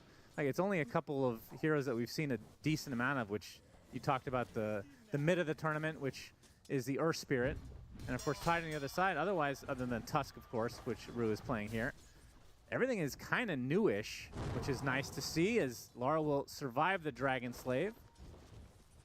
But in terms of the Death Prophet, to talk about that a bit, we've seen some stinkers from this here in the last couple of years. But I will, and a lot of those come down to the teams not wanting to push for some reason. It's like, why pick this hero then? So if they're able to put something together a little bit early, that does sound pretty cool. I'm very curious to see this itemization. I think Death Prophet is one of the offlane heroes that has the biggest variety of builds. In the past, sometimes we've seen Death Prophet even go something like Greaves. Currently, he's queuing up Phase Boots. You can go an Aura type build. You can get Blink Dagger early. You can go Octarine Core to have ulti more frequently. Sometimes you get BKB. Sometimes you get Kaya Sange. There is plenty of options. Shiva is a feels good item in all of those builds. I think this is the type of game where you want BKB on your Death Prophet as like third item, just looking at the threats, because this hero by nature is an equilibrium hero. You want to take damage, but not so much that you can't out-heal it. It's not ideal if you don't pose enough of a threat, however, so you also want to have mobility items so you can really get in there and use Siphon and Exorcism offensively. Yeah. That's the natural part of why you get Phase Boots. It's also a big part of why you often see Yules, is it's a multi-purpose item. It gives you mana regen, move speed, and of course the ability to set up your silence reliably. So I'll keep an eye on Collapse's build. I think it's very telling of how Spirit interpret the game that we're in. And I agree, pacing, right? Like, play fast. Don't get to late game against Spectre Lina. It's not going to be that fun. Well, speaking of Spectre, we haven't gotten to cast her a ton as of... I mean, when did they change Shadow Step to be the illusion? Oh, I have to hold that thought. Ace will be first blooded by Yatoro. Oh, Kraken Shell not enough to survive there. Tag team can offset that armor or that block. Very true. I don't remember exactly when it was changed. It's somewhat recent. Yeah, but we maybe have cast 1 or 2 games at most, but what do you think has changed with the hero with this new skill? It has better laning. The laning was garbage before. It has Desolate as an innate, which is crazy strong because now you don't need to put skill points into that. So now you actually have an ability that connects you to an enemy hero in the lane, and then you inherently have Desolate. So yeah, that's pretty much it. It's a much better laner, which makes it more pickable. I'm surprised we've only seen it 3 times so far this year. This is going to be picked more, especially as we get to the main event. A lot of the time, teams pick. You see this trend of looking more and more towards safer and heavier late game and team fight, and Spectre is just, especially if 1 or 2 of the Chinese teams make the top 8. That region has always favored this hero more than the Western scene, I would say. What's the build these days? So typically you would go Earn into either Radiance, or if you want to go back further, Diffusal. Yeah, it's Earn Radiance most of the time. Treads Earn Radiance, I think, will be... It does feel weird that when Radiance, like right now, Radiance is really good. Typically that means Spectre should be really good, but we're not seeing it that often. Why do you think that is? just think the hero's really good. So I don't. Yeah, I don't know why do the it's- pros disagree with you? Is really the question. I mean, Foxy I killed off. wonder if Toro's second kill of the game now. I wonder if it's just struggling a bit too much in the laning phase still, even with these buffs. In my experience, both playing and watching games, I think Spectre generally does fine. Like we've had, if you compare this to the Spectre of old from a couple of years ago, I think its laning is so much better. And its late game isn't significantly worse. I mean, you don't have Shadow Step as the ult, which made for a much more global ganking playstyle more frequently. That was kind of stupid, to be fair. Yeah, that was probably when Spectre peaked in the last couple of Supports years. would just die anytime they showed anywhere. Yeah. As okay, Nisha making use of that Laguna Blade to decapitate Rue. Send him packing. But yeah, Level advantage in the mid lane. with the average game time in this tournament and how the flow of the games have been, I think this is the single most surprising pick rate out of any hero in the pool. Is actually Spectre only being picked 3 times. Yeah. It's always been a late game monster. I guess part of it is because we have these, like, let's say 4 or 5 carries that are just too good, right? And if they get through, you just can't justify not picking Shadow Fiend, for example. When there's a case available. You're always picking Shadow Fiend. You're almost always seeing a Drow or Lone Druid seems to still be favored by a lot of teams. But when all of those are out and you get further down the pool, this hero, I think, starts becoming really appealing. And I also think not all teams play Kez, I think. There's still some players that just don't, Well, they're not haven't going mastered to get far in the tournament. I don't know how crazy Kez is without the Slark. If it's like... I mean, it's definitely good still. It's still good, but it's not... To the extent that we just watched in Game 1, it's not on that level. What is... So talk to me about the Witch Doctor, because this is another hero that we're not seeing a ton of right now. Maledict level 3. Normally, I feel like the times that we see it the most are against a Tide. 'Cause True. You can't Kraken Shell off the Maledict, or you can't dispel it, rather. Yatoro admitting that Yeah, they will be losing this game. Pausing, saying loss, and then disconnecting is actually really funny without context. Yeah, I don't know. Again, it's probably a similar story with, all right, we have depleted the pool of other heroes we want to play. I don't see a specific reason for running Witch Doctor unless they were already planning. If you had in the back of your mind, hey, we're picking Witch Doctors to set up for a specific type of lane carry that really benefits from the heal or from Maledict, then I get it. But the heroes they saw at the time, I don't think Witch Doctor is particularly great against Mirana or Earth Spirit, for that matter. Maybe the heal is good against Magnetize. Gets Laguna Blade off, and that is going to be the death of the Death Prophet, although the Spirit Siphon keeping him alive a little bit longer.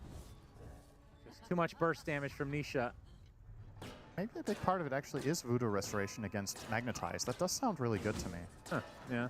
If you go 1-4-4, perhaps, which you have seen some players do, that could be a kind of interesting solution to that issue. Also because as long as you have it running, it can't get silenced off of you, so you just need to have it toggled on, and then It's interesting. maybe it's decent. Are we going to see a pipe, though? Because it feels like, That would be pretty good against the Dire lineup. I mean, there's a good amount of physical damage, though, from Spirit. Yeah, it's a bit more of a mix, but Like, I would say, based on the games that we have seen, this is not enough magic damage from the whole lineup to justify a pipe. But I feel like just an Earth Spirit, in theory, like with the old pipe, that's an auto buy, right? yeah. There's some other Kinda things here that it's useful against. Prophet's going Maelstrom and his ult, obviously. Mirana has a lot of magic damage. Death Prophet has a decent portion of magic damage. Obviously, Exo you're not going to block, but the other 2 abilities. I think it's good enough, specifically when you have Tide. This hero, I would say, is one of the single best buyers of the item. So I wouldn't mind it.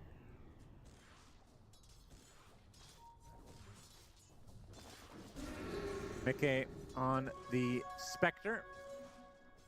Liquid have to be wary about bottom now, by the way. And Boxy is going to die in the mid lane.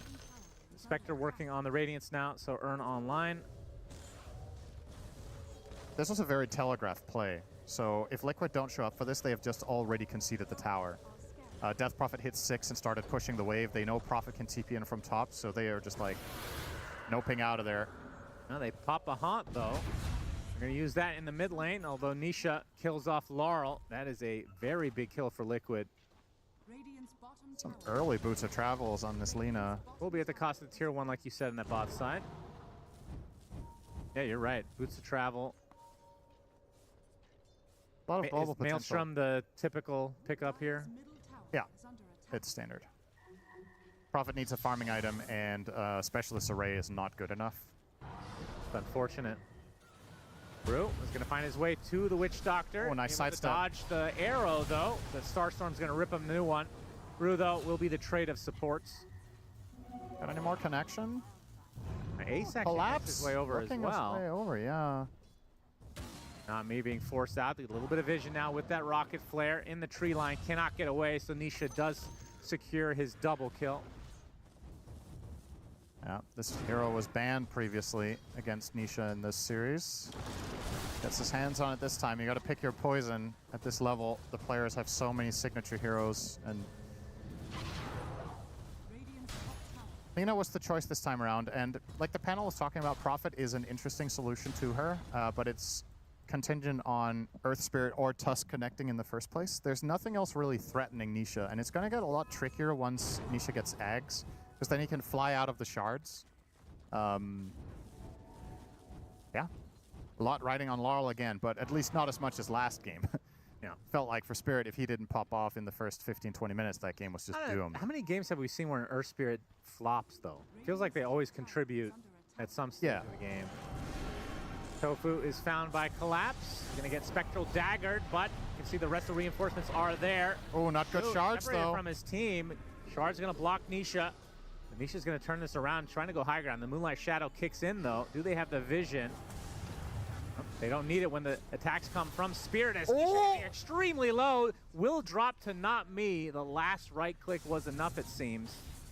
Lovely charge. detail. Look at the Dire Triangle. My eyes immediately went to the minimap to check. In the Dire Triangle, the Dire have placed a ward themselves so they can see the Ancients and the medium camp. This is why the Wrath of Nature did so much damage. Ah. They're effectively generating additional bounce targets. That was a max damage Wrath. That was smart. super hard. As Root will be falling to Mickey's right clicks. Huge kill, though. Biggest kill of the game that Lina won. She was 5-0. How much damage did Wrath of Nature do? Was that 400? 300? Not that big then, Cinder. Oh, it starts at 125. It needs to bounce a lot of times to get to 300. So it becomes a Crypt Swarm, is what you're saying. Ravage comes out onto Yatoro. TPs are coming, though, to try to assist, but Yatoro's just taking too much damage. Will they be able to get anything out of this? Oh, I missed the roll. And Spectre Mickey gets canceled, apparently. They're going to drop the Ace Tide as well. I'm not sure what canceled that. What candle? Huh? That was an arrow, apparently. Was it a melee range arrow or what that I didn't see? Yeah, I guess so. Well, I hurt my head earlier today. So. Really hard, by the way. I wish I had that on video. Oh, yeah. That would be a good thing you don't, actually. Mid tower, though, on the menu for Team Liquid looks to be a trade because EXO don't know if they can really stop this push top. Rue has a full health pool to work with to tank. I have to say, 2 Exos, 2 towers. Yeah. And a dead Successful Boxy. here. Boxy does drop. This is where Death Prophet feels like a strong hero. They're able to get these early engagements. We were talking about item build. He went Yules, and now he's going Kaya, and then BKB, and then I'm assuming Kaya Sanj. And Laurel. Ace is going to show up in his own triangle. As you can see, oh, the Laguna Blade comes out. Tofu is going to be the first to drop. Yatoro trying to walk this off. Ace attempting to pursue, but they don't have the vision now. Dust a little bit too late to find the core on the outskirts. Collapse, though, is another core. Oh, they're trying to block the hookshot with one Treant. Apparently. Yeah. Doxy. Go for it. Yeah, won't be able to pursue any further now. Under the cover of Moonlight Shadow, they want to steal the Wisdom. Collapse will show up. Boxy inside his own cogs. Ace on the high ground. Yatoro shows up, though.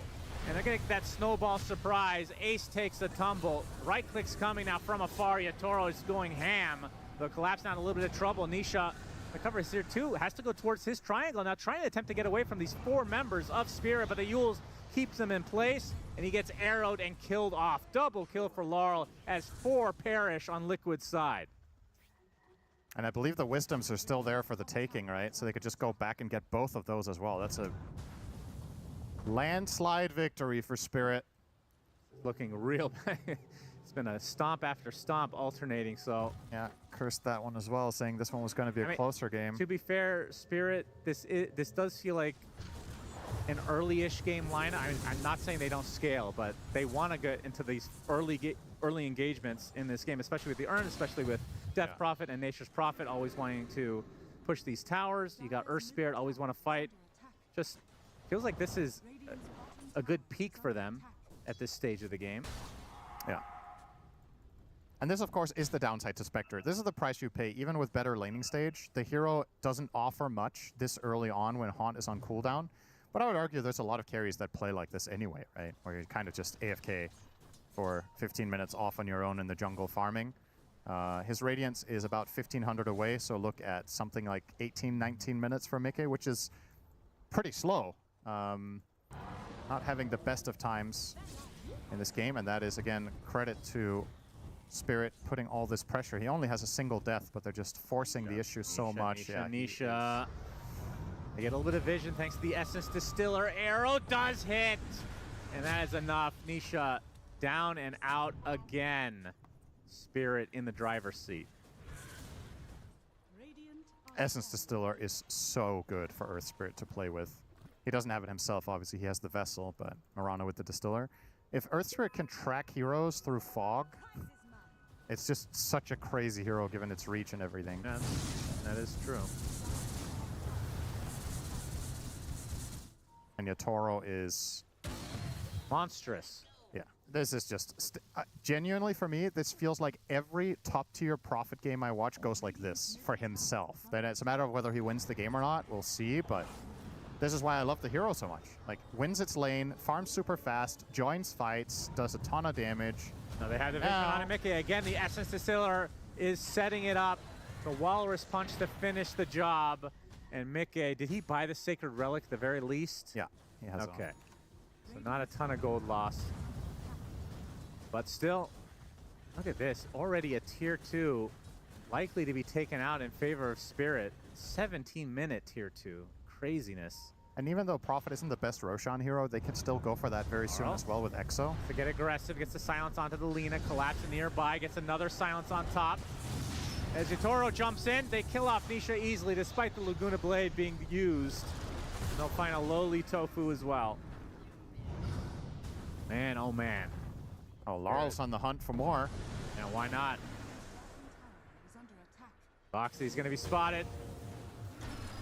Gets off the hook shot though, will live. This is a very awkward time span now for Liquid. With this early game going wrong and Tide rushing Ags, kind of doesn't have anyone to play with for it. So he's kind of just gonna be stuck farming with Ags, which I mean isn't the worst thing in the world, but perhaps the fights that Spirit are forcing on you did demand a pipe, like we talked about. Maybe been helpful. It's the thing about Lina when you play her mid and go this build. If she does get caught, she doesn't have much to fend for herself with, so maybe something like a pipe could be a big help. Instead, every time Earth Spirit connects on Nisha, every time Tusk does, you know that Prophet's coming in and it's a kill. Yeah, Ace is the top net worth on Liquid right now. Fortunately for them, Spectre is one of the best heroes in Dota history at coming back from these types of deficits. They are going to have to find a good fight once they get the Radiance. Not me in the tree line. Spotted. Freebie. Arrow does hit Mickey. Attempted TP, but the Shadow Step and the Dragon Slave. So Nisha getting something to go his way for once. Yeah, he wanted to try to give the kill to Spectre, but it got too close. It was like after his kill. Was he 5-0 to start the game? Yeah. 7-4 now. Yep. So until the kill he just got, he went 1-4 after being 5-0. Not a mid-game you see very often. But that's the risk reward of this hero. It's exceptionally good on offense, but Defensively, probably also, if you go back through this game as Liquid and you look at the replay, maybe there was some matter of support positioning. I think it's very important that they protect Nisha. You can see they're starting to play that way more now. But in my eyes, looking at their draft clockwork should kind of just have been on Nisha duty for the majority of the 10 to 20 minute span. Because who else would he play with? Tide offers no kill threat. You're not protecting Spectre, most likely. Rather, if you're playing with Lina, you actually give yourself the opportunity of making counter plays where they go on her, you hookshot, you haunt in, maybe you find a kill or two, even if Lina dies. Because she has a lot of counterplay potential in her on her own if she does get to cast. Whereas if you're protecting Spectre, well, what's she gonna do? Dagger and run away. Not exactly all that inspirational. Torment time, if they want. Spirit, hookshot. Oh, very nice cog work. Nami cleaned up.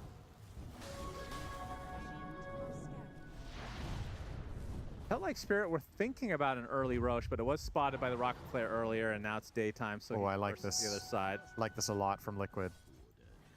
It's the 20-minute mark. The Mirana is dead. This smoke could mean anything. It could be Roche. It could be, well, it probably isn't Roche for them, but it could be this, which is even better. Yep, Ravage comes out. No time to pop that BKB. Right clicks come out as well, and that is the death of Yatoro. Huge kill for Liquid. And it's multi-purpose too, because now Spirit are not going to do the Tormentor. So this smoke, I thought for a moment maybe they were going to try to Torm with it, which I think could have been cool as well. But very high risk. This also worked out wonderfully. And with that Prophet dead, they also protect their own 21-minute Wisdom. So now Tofu gets level 10, so that should be 4 points in Voodoo Restoration and the level 10 talent for 200 health. This makes Witch Doctor significantly harder to kill. And maybe, just maybe, he can stay alive and get off some Voodoo Restoration against the Earth Spirit. I think he should buy a Glimmer Cape first item and just do anything he can to stay alive and just keep popping out heals and focus way less on Maledict, if possible. Moonlight Shadow. See you later, Boxy. Goodbye. Might find another support in the form of Tofu, so both supports bite the dust for Liquid. And the tower. Exorcism still available as Laguna Blade popped from Nisha. Forcing Yatoro out for now. I'm actually going to defend the tower with that. All right. Yeah, the Ags from Ace starting to see some of the use. Oh, that's a convenient rune for Mr. Yatoro. As we head into the pit, 2 heroes dead, no Laguna, no resources on Lina. So Liquid, even if they know this is happening, they can't do anything about it. Rocket Flare. Close. And it's an Aegis for Nature's Prophet.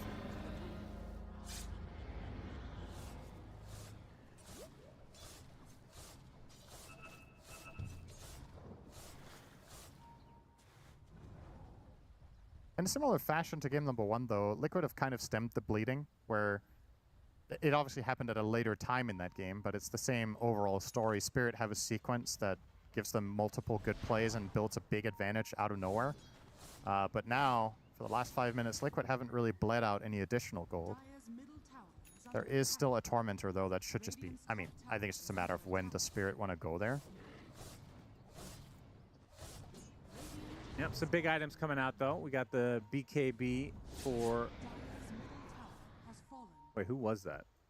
Well, they have the one Death Prophet, yeah. So Collapse and Laurel and Yatoro, all 3 have BKBs. Makes for a significantly harder incoming phase for Liquid, and they're going to Moonlight too. Not really sure what the purpose of this Moonlight Shadow is. They want to hide from Tormentor. Yeah. Can't see you, he can't hurt you. Looks like they are traversing towards this area, though. It will be a freebie unless a crazy Rocket Flare will steal it. It is coming. That would have been crazy. That would have been. Not me gets the shard. +1 leap charge and more Celestial Quiver charges while you have leap on you. What do you think of Celestial Quiver? I feel like it feels like a band-aid solution to give Mirana better laning, because her laning was falling too far behind as a support. I I mean, it's fine to give her more right-click damage like this, and it's very thematic for the hero. Obviously, you could have also done it by somehow buffing the spells or giving more base stats or whatever. That's fine.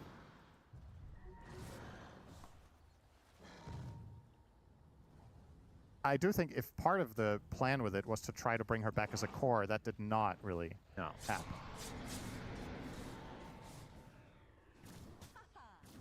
Kind of missed the old Aghanim Scepter by Blink Dagger. You just Star Storms happen around you every 7 seconds or whatever it was. Yeah. Pretty cool. Yeah. That's if you like that gameplay, you will love Quaswex Invoker right now. Just buy Ghostwalk Shard and run through creep waves and they die, and you don't even show your hero. Well, I would say based Very on how interactive many heroes can now just kill entire waves, it was ahead of its time. Yeah. In a way. True. Could bring it back and it would be no different than a lot of other heroes. If you brought that Axe back now, it'd be significantly worse than it was back then relative to the field. That's very true. Aegis for 2 more minutes. What can Spirit get out of this? What do they want to get out of it is maybe a better question. There's still 2 tier 2s. Do you think they group, or is this a farming Aegis?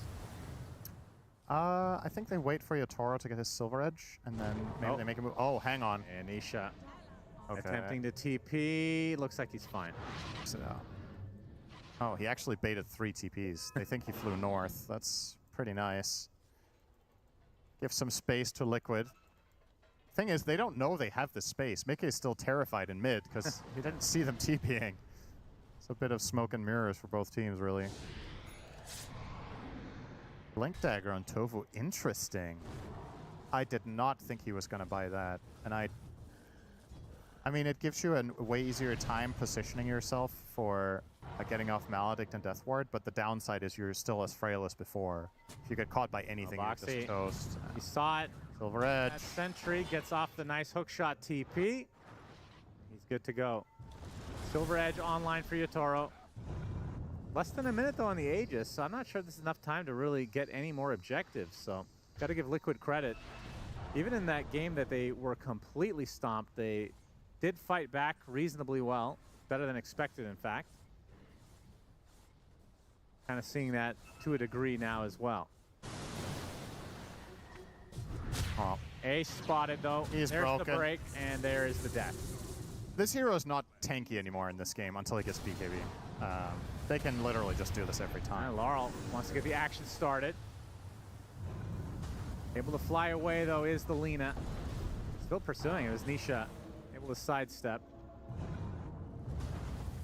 Laurel very, very confident with this shield rune active.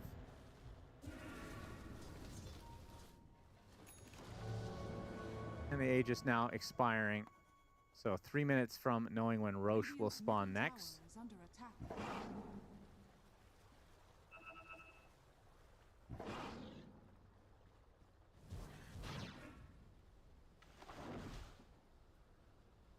What would happen if they changed it so when the Aegis expires, that's when Roche could spawn?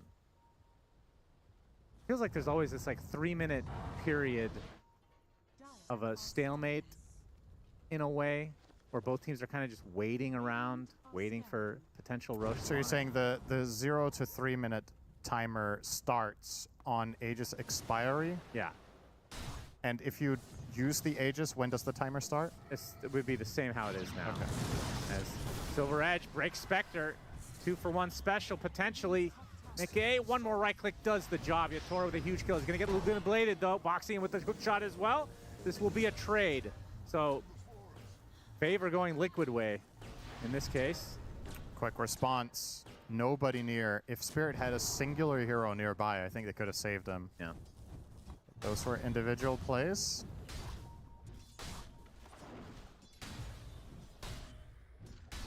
Really is a god tier Silver Edge game. Yeah, it's incredibly good. That's also why the panel is talking about picking Viper instead of Death Prophet in the slot. They've got a lot of value out of the Viper, or out of the Death Prophet, though, gotta say. Really liked Collapse's contribution to the game so far. Boxy gonna tank the gank. Easy kill for Spirit. Well, easy-ish.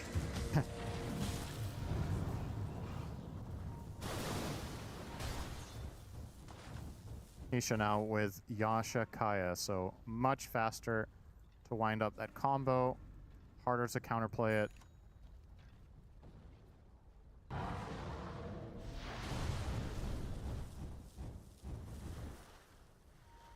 Radiant's middle tower What's the next is under item for attack. Nisha? He didn't end up going to the Maelstrom at all. Oh, on Lina? Yeah. No, it's. Did I say he should? Yeah. Oh, I thought. Weren't we talking about Prophet then? In the beginning of the game already? Maybe I have brain damage as well. Yeah, I think so. So what's the typical progression here for him? I think for a game like this, I'm not sure what is better here. I think sometimes you see Linus just buy a dagger or Shadow Blade to navigate better, be able to get the combo off. If you want something defensive, it's not the best Linken's game at all. It's kind of useless, as a matter of fact. Octarine is, I suppose, always all right. E-Blade is a pretty standard thing on this hero when you play the Spell Cleave build. Yeah, maybe E-Blade is just the best all around. We'll see. Moonlight Shadow into a smoke from Liquid. Nisha's smoke pops. Don't have the vision initially. Collapse gets off the silence onto 2. Exorcism is popped as well, and that means disengage time for Liquid, but they're going to get caught out by that Yules. Boxy's going to be the first to fall. Oh, great cast! They do get that big cast onto several heroes, and Ruse attempting to run away now. Collapse with that BKB. Exorcism doing a good amount of work. Should be able to get the kill with the help of Laurel onto Tofu. The buyback from the clock, though, and it looks like the fight will break up. Only support's dying. Yeah. Ace, no good opportunity to use the Ravage. Has to use the BKB defensively to get out. Kind of not interested in looking for too much more trouble after that. Big item alert here for Yatoro.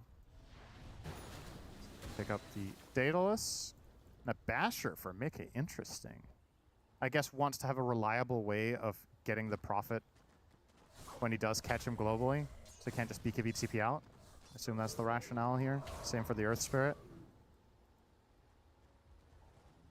A lot of the time in this slot on Spectre, you see either Bloodthorn or Scotty. So I want to say Basher maybe the 3rd or 4th most common item in this slot. A little bit different, but makes sense still. Sometimes you see Nullifier, because then you just kill supports. But he's going to go straight Abyssal. Doesn't really have the best attack speed to utilize this just yet. It's okay.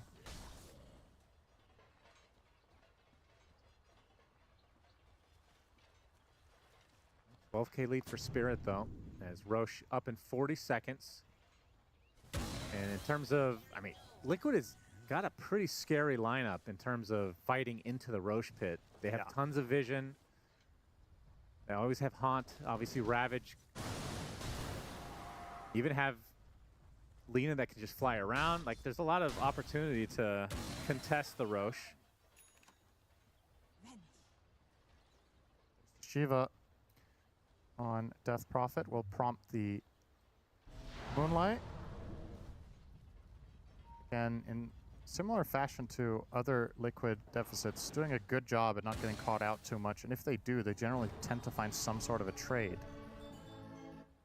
Look like Spirit will get anything out of this except ground, which might just be good enough.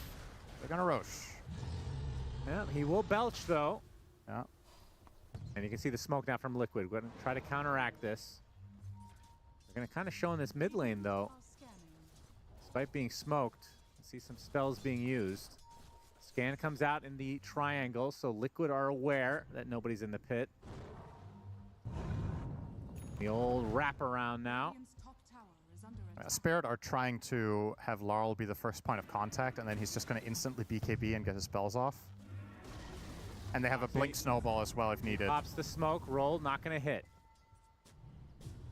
No, he's going to take the Ravage just on him into the Laguna Blade. Laurel blown up. So he tanked it, Cinderin, but I don't think he was planning on dying. Does have the buyback if they really want to try to engage here. Boxy does get cleaned up. You can see Yatoro with no mana to speak of, so he just gets the hell out. And now Collapse and company stuck in a bit of a weird spot, but can always come back with that hero as Rue taking the right-click damage from the Lina. 2 supports dead for Liquid as there's the right-clicks from Yatoro as he comes back into the fray, and Mickey bites the dust. And that's Roche. Lina gets away, absolutely. 30 Buyback seconds did have to be expended, though, from Laurel. That's well worth it. I kind of like the mindset of Ace there to just blink Ravage the Earth Spirit, because they know if they don't do that, he's going to get saved by Tusk. So you're kind of doing it as a zoning spell, half of the reason. You're seeing the replay here, so Tusk can't come in from the side for a snowball save in time. But still, the buyback and, of course, the Prophet connecting. Oh, back in live. Yes, indeed. Ace pretty damn low here. Attempting to successful. TP. Looks like he's good. Gonna lose his tower still. Collapse has a shield rune. He is omega tanky right now. Gonna go for the Hex next on Death Prophet. So still playing. Oh, never mind. He is going Blink. I was gonna say still playing without Blink, but that is the next item.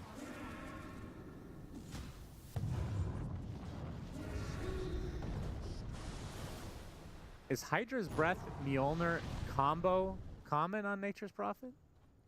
Yeah, I think so. It's either this hero always wants a Dragonlance upgrade. So in Pike games where that's really important, you will get that. But Hydra's Breath is obviously significantly more damage. What makes this not a good Pike game? I think it's less important against a hero like Spectre, because she's going to stay on top of you anyway. Most likely, I don't think you can create enough distance for that to be meaningful. And the way Lina is played here, the range doesn't make as much of a difference. Let's say he was playing Prophet against Terrorblade. I think he would be much more likely to want to buy Pike so he could reset position. Also because if you're playing against heroes that buy Pike themselves, it's really good to have Pike to match. So if they force in aggressively to try and overwhelm you, which Terrorblade can, you can do the same in turn and reset the position. But it's not necessary this game. The main upside to it is having it against Clockwork, but evidently it hasn't really been enough of a problem that Yatoro has felt like he needs it. I don't know if he's been hookshot a single time this game. Yeah, that's true. Feels like most of the hook shots are Boxic getting away from trouble, more so than anything. Nisha has a Daedalus. And looks like it will be a Hurricane Pike coming up. So he's going Pike now. That does change the equation a bit for Prophet, but I mean, he's committed at this point with the Hydra's Breath. Tofu's sitting on a lot of gold. He's got 3,000 gold and still has the Gree. I forgot that was even a thing. I mean, at this point, it's probably too late for Glimmer. He's going to go Ags, it looks like. So more damage. All right, Roche Banner plays from Spirit. Gonna force the action here. Lina does have some good range to try to take out the banner eventually. The tower's dead, though. She has to be super careful with Blink Punch if she goes to hit the banner. That's what Nisha's scared of. Yeah, hook shot, Boxy. Okay, Yatoro ends up in no man's land. They do get the kill on the Clockwork, but Yatoro's taking a ton of damage. Maledict is applied, so BKB's not going to do much. That's life number 1. Roll in from Laurel. Not going to find a connection. Pops his BKB. Oh, good Yule. Yule's onto Ace. Gets off the Ravage. Finally does clip the Nature's Prophet, but the Tusk is going to save him with the Snowball, and now they're going to turn this around on the Tidehunter instead. So Ace is dead to rights. Meanwhile, Collapse in no man's land. It's off the Exorcism. He's maledicted. Still alive for now. Nisha ticking out in the base. Oh, the cast! Attempting to get out. Collapse. Gets saved by the Snowball again onto the creeps. He's going to get healed up by these Exorcisms. And now they kill off another core hero in the form of Mickey. And just like that, okay, finally the Death Prophet does fall. But it's at a heavy, heavy cost. 4 dead for Liquid. And Team Spirit get a lane, and they're going to get more. Such a heads-up play from the Spirit supports in that moment. That is the best Jules usage I've seen all tournament, I think. Not me, very quick thinker, gets in there, Jules the Tide to prevent the Ravage out of the Prophet Aegis. Then they Ravage after, and it still clips him, but they created enough distance that there was time for a follow-up Snowball save. So, very beautiful stuff from Spirit, coordinating, keeping Yatoro alive with everything they have, and he pays it back big time. Second lane secured for Spirit. Looking very, very good now. And Liquid, can they find a way to hold on? I mean, how is their high ground, would you say? It feels like it's okay. Not incredible, though. The Gush, very annoying. Yeah, Lina's annoying too, for sure, but the thing is, the way Lina kills in this game is pretty counterable because they have Tusk in particular. So, I don't know. If you just have an Aegis and you go and hit the tower from long range on Prophet, you're probably going to see a situation similar to the one we just had, where if Liquid want to kill him, they kind of have to dump a lot of stuff. And if there's any clutch snowball save or any geomagnetic grip to get him out, maybe Earth Spirit could even buy a Blink Axe. I wouldn't mind that. Looks like it's going to be Octarine, though, for Laurel. But if I'm Spirit, I'm not too worried about sieging once I have an Aegis. But until then, of course, it's risky. Liquid going to try to take matters into their own hands here. Smoking up. There is a very nifty rune down bottom for Nisha. He's actually going to find it here. So we'll get an Arcane with him. Nice. Immediate Flame Cloak, but not going to find anyone. Going the literal only way on the map that they don't interact with a hero. It happens. Unfortunately for them, the smoke is not going to work. And the lines are being drawn by Spirit now. They are connecting the dots like, okay, they're not mid, they're not top, they're not bottom. Process of elimination. There's not many options left. Wrapping around is not me. He's trying to fish them here. Put off here. He might end up dying, but he'll get the vision. Hook shot Laguna Blade. Ends up being an easy kill for Liquid. Yeah, they did have to walk for a minute for it, though. Spirit still want to fight, though, apparently. They think better of it. No buyback for the Mirana, so it is 4v5. That's 2 back-to-back smokes used for Liquid, though. They must be running out of them now. I think this is their last one for quite a while. Smoke to get away from another smoke. Won't know about Roche for a minute and a half. Yeah, looks like Spirit are able to dodge this. This is the benefit of having a Spectre, though. You can join at any time and still push out those lanes that do not have barracks any longer. Okay. Gets rolled on. Gets broken. Gets killed. Huge kill overall for Spirit. They could force a buyback with this because Liquid simply cannot teamfight without Spectre. So you could think about knocking on the high ground with Exorcism. Go and take the outpost so Mirana can TP down. Which is exactly what Rue's going to do. And then you're going to go over, pop Exo, have Prophet hit from range. And yes, you don't have Aegis, but I still think being able to force this Spectre buyback is extremely valuable. The question is, how do you do it the safest so that they have to buy back, but you don't expose yourself too much? All right, last remaining barracks here. Need to defend for Liquid. Moonlight Shadow, there's a Yule setup. Yule set up with the arrow, not going to connect, Nisha. Looked like they're trying to bait something there, almost. Maybe the buyback. Either the buyback or maybe a failed Ravage or something. But they could keep their cool. Foxy. And keep position here. Creeps are pretty damn annoying. Laurel gonna take a Laguna. Not me. Jumps in. And jumps out. Didn't realize there's still a tier 1 top and bottom. What the hell? Yeah, well, one team doesn't really have any push power and has been behind the whole game, and the other team has Prophet. So tends to push out the lanes very effectively the whole game. It's hard to access anything. It's a bit of a late Roche spawn. Minute 45 now. I don't even know if that's good news for Liquid. Are they close to anything meaningful? Tide, Refresher, still a couple, like 2,000 away. Spectre is working on Butterfly now, so Mickey swapped away from the Scotty. Okay. Interesting. I mean, he's almost doubled in net worth by the Prophet, by the way. Just throwing that out there at 43 minutes. Prophet 40k net worth, Spectre 20. Yeah, that's normal. It actually kind of is.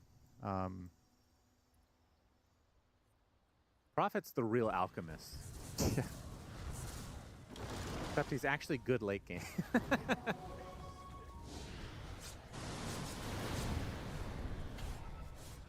I mean, is there any room for him to grow, though, at this point?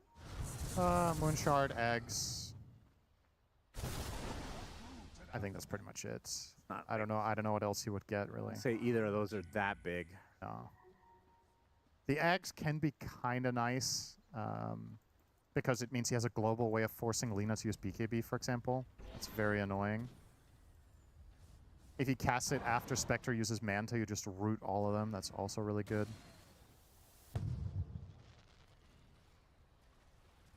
"20 seconds away from Roche. And Liquid definitely have to contest, or else this might just be it. Did Ace just craft a tier 4 neutral item at 44.5 minutes? Nice. Well done. I mean, maybe he had the tokens for a long time and was just keeping something else, and now eventually decided on Conjurers. Otherwise, they have not hit a lot of neutrals. Radiant's top barracks That are is kind of crazy. The big Roche. He's got all the goodies now. 31k lead for Spirit. Laurel spotted. Will roll away, though. Level 24 now. And that Almost 25 talent, yeah. like we've talked about in past games, insanely good. Conjurer's Catalyst on this hero is disgusting. Yeah. It is so good. I feel like you could say that about a lot of heroes in this patch right now. Boxing in the tree line. Aghanim Scepter is picked up by the Nature's Disc. Prophet. Yep, Laurel, Eon Disc procs. BKB's attempting to get out of dodge, but the nice hook shot from Boxy brings him back, but the snowball's going to save. Meanwhile, Collapse with the Exorcism on the back line. Ravage comes out as well. Able to get 2 kills off the back of that. No buyback onto the Earth Spirit. Yatoro right-clicking to his heart's content, and that means a mass TP for the Tidehunter. An attempted one from Tofu, not happening for him, though. So pretty good fight for Liquid, all things considered. They might still end up losing Roche here. Yeah, they spent all their spells, so they'll take the 2 kills, one of which being Boxy. core, but this is a very good hero to try to do this. yeah, he doesn't have dagger though. Makes it significantly harder. Hook shot. Ooh, so close. If you fired that Go a second for it. early, you might have tried. Yeah, 100%. Yatoro gets Aegis. Oh, they find the break now. Oh Onto no. the Spectre, and Mickey dead. Uh-oh. No buyback. buyback, and that probably does it. That's just classic Prophet. You get Aegis and you immediately kill the enemy carry on the other end of the map, you know? Just such a fast connection immediately. He might find more. He's going to walk into Ace. Ace, okay. Broken inside. He's dead. Does have buyback this time, though. But Yatoro just... he's so slow without boots, without the silver edge up. But he still finds his... and he gets a damage rune as well. All right. Okay. All right, buddy. Let's see how long this Rax stands. If he gets to swing a couple of times. Pew, pew, pew, pew, pew, pew, pew. An attempted defense from Liquid without their Spectre. Witch Doctor takes a tumble. Buybacks are going to come out now. Laguna Blade not going to be nearly enough to find a kill. To get the Yule's connection though onto Nisha. Mega Creeps have come as Collapse tanking up the right clicks from Nisha. Pops the BKB in retreat. And with Mega Creeps and all the buybacks coming out from Liquid, Spirit are going to play it a little bit safe. Obviously, Aegis is still online for 3.5 minutes, so they can reset, wait for the Earth Spirit to be back, and of course for these creeps to push into the base inevitably.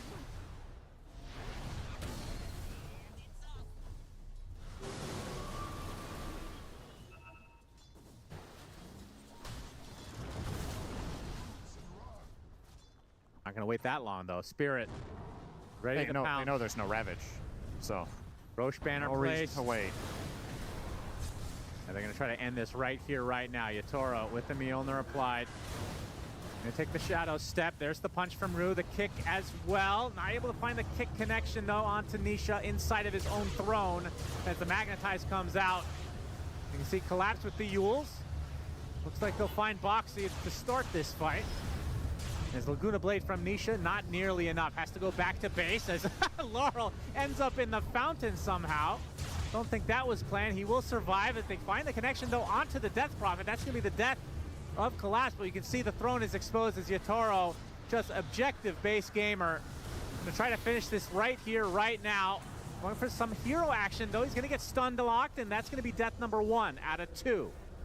As Spirit, they get the buyback on the collapse. Now they can just focus this throne, surely. Spirit siphon on several heroes. Yatoro does die. Exorcism is more than enough, though, as Spirit will take game number 3 and take the series 2-1.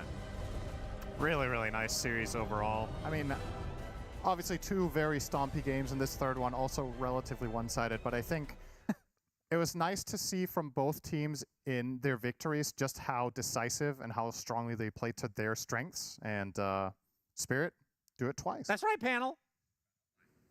A true testament to the way that these teams are able to prepare for each other, but also prepare for themselves. Game number 3, whilst we loved what was coming out from Liquid in that draft, the Witch Doctor, the Tide, the Spectre, especially the Tide, right, monkeys?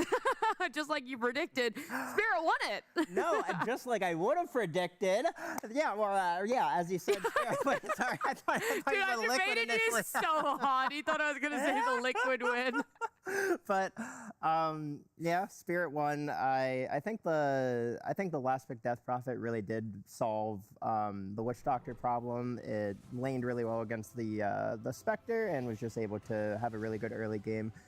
Open up these towers early on, and I think kind of what we talked about, you know, this last pick Death Prophet did a lot more than the last pick Luna's in the previous two matches. So I think Spirit kind of like fixed their drafting issues, and they just came out very strong here. I think in particular it put pressure on Team Liquid. If you see like this clip we just saw, they're like diving past this tier 1 tower. I feel like it made it so it's like you're losing your towers, you're losing your map, you're losing your lanes to this Death Prophet, and you're like, okay, we have to do something proactive. We don't want to constantly react. We have the Spectre, we should be the ones going, and then you just take that one little step too far, and now you've given them another advantage to Team Spirit. And I think that like you make one or two of those mistakes versus this Nature's Prophet, the Death Prophet is like very fast mid game, and just like we were saying before, it's like you just hit the timing 1, hit timing 2, and then timing 3 is the game ending. It's the Prophet plus the Spirits lineup.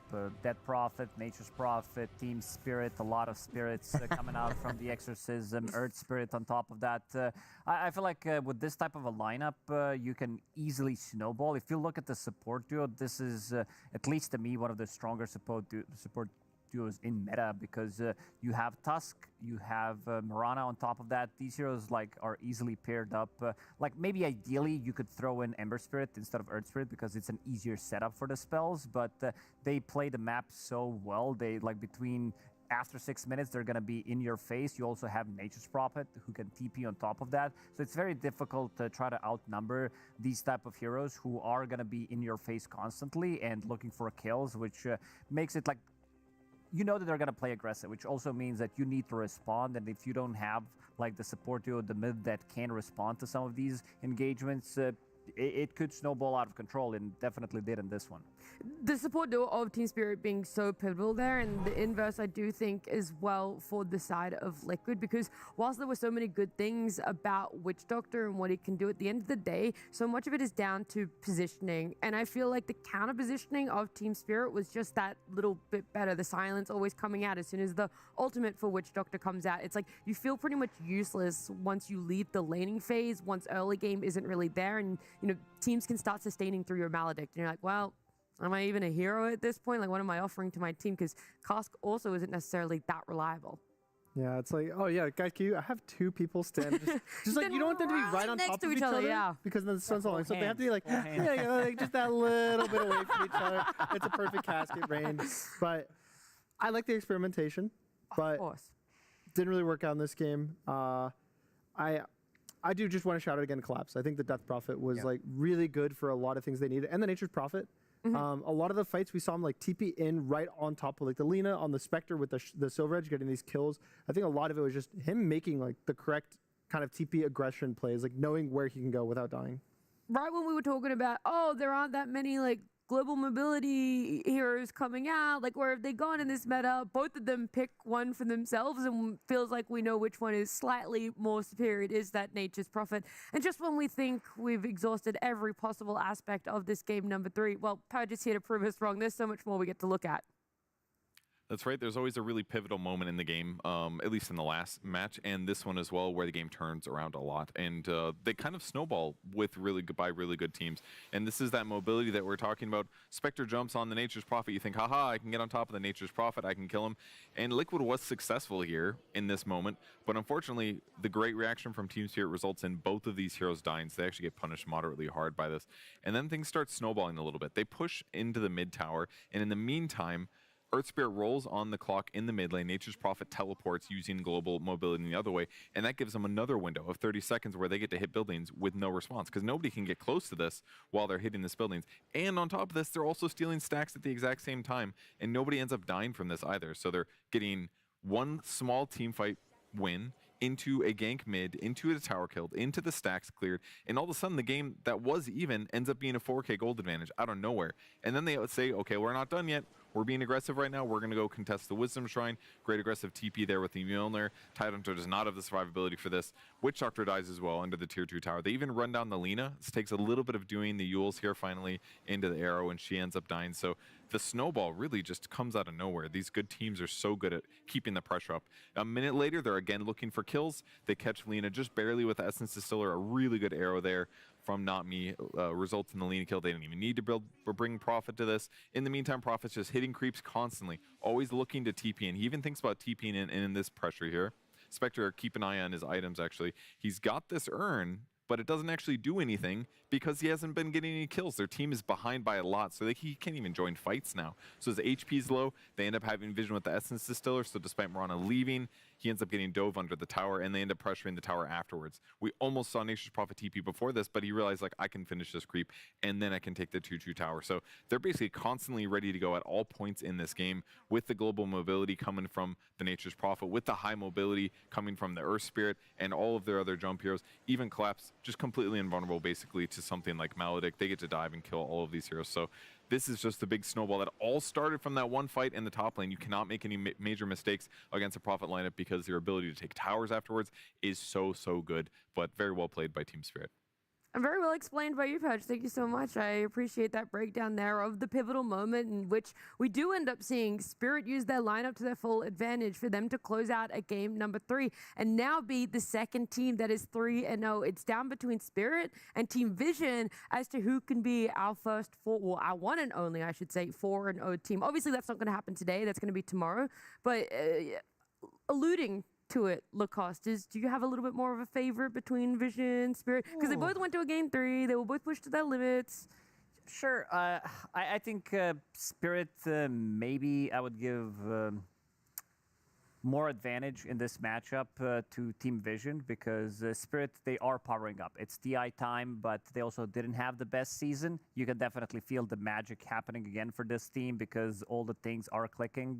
But I feel like Team Vision, they're just next. They have like the upper hand when it comes down to drafting. Even though Miposhka is back, I feel like some of their drafts are like very hard to execute. If you give their draft to any other teams, they would not be able to execute them. But seems like they know what they want to do in and out. And I think the team talked about a lot ever since the puppy joined, like how he's doing the draft and everybody else is just, you know, chilling. We don't have to do much because the puppy, he is in charge of the drafting. Yep. And that guy has been around for so long. He's got to pick up a secret or two about how to draft. And you're pulling back references from like TI 5. He's pulling it all the way back from TI 1. You know, from Dota 1, even before that. So I do really like the new version with Puppy. It feels like they're a little more consistent with 9 class. I think before, sometimes he'd look really good with his supports and sometimes he wouldn't. And I feel like now it's more like, look, man, you can play like a slightly weird hero, but probably we're going to make you play a normal hero. I feel like he's kind of that guy who's fine saying no to 9 class and putting him on a more standardized hero. Yeah, not as many support TAs or support Slarks or you know, whatever nonsense he was up to back in the day. And who knows if we're better or worse for it, but Team Vision being 3-0, Spirit as well 3-0 for themselves. It makes me wonder where the rest of our teams here still at TI have landed themselves in this modified Swiss bracket. And we're going to show you exactly that, because right now there are still, well, actually there's only one series still currently being played. That's not even plain is not a word. Played is there.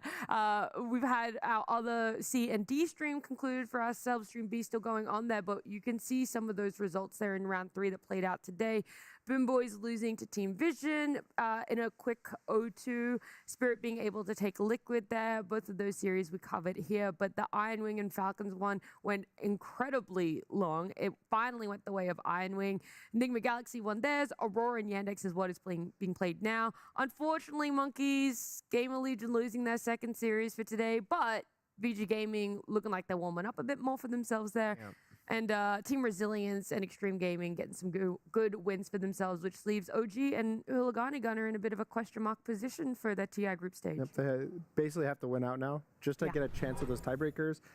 So unfortunately, one of those teams will be going home tomorrow in the matchup. And it's kind of sad. We're getting to that point. Yeah, day 1 and 2 is always fun and joy because you get to look at new heroes and a lot of fun strategies and teams, and this is great. And then tomorrow you have the sad reality of we have to start saying goodbye to some teams. Yeah, unfortunately, that's just how it works. I mean, I'm looking at these teams, and I feel like OG, we really haven't seen much from them. Like Huligani as well, them being, I would say, the team that not many people expect to be here. They did look good in the qualifiers. They deserve the spot to be here, but you can definitely tell the difference between them and the other teams. And I even think they kind of had the mentality of like, this is just like a learning experience. Yes. We're just excited to be here. I mean, obviously, I'm sure they wanted to do better, but I mean, what team doesn't want to do better at TI? Everyone has that dream, that Thompson dream, where it's like you come in for your first TI and you just win it. Of course, everyone would love that. But our day isn't over just yet for day 2. Of course, our series on Stream A here have wrapped up, but Stream B is still going. It is Yandex up against Aurora, and we want to jump on into that action and see exactly how Game 1 is unfolding with Lyrical and Trent.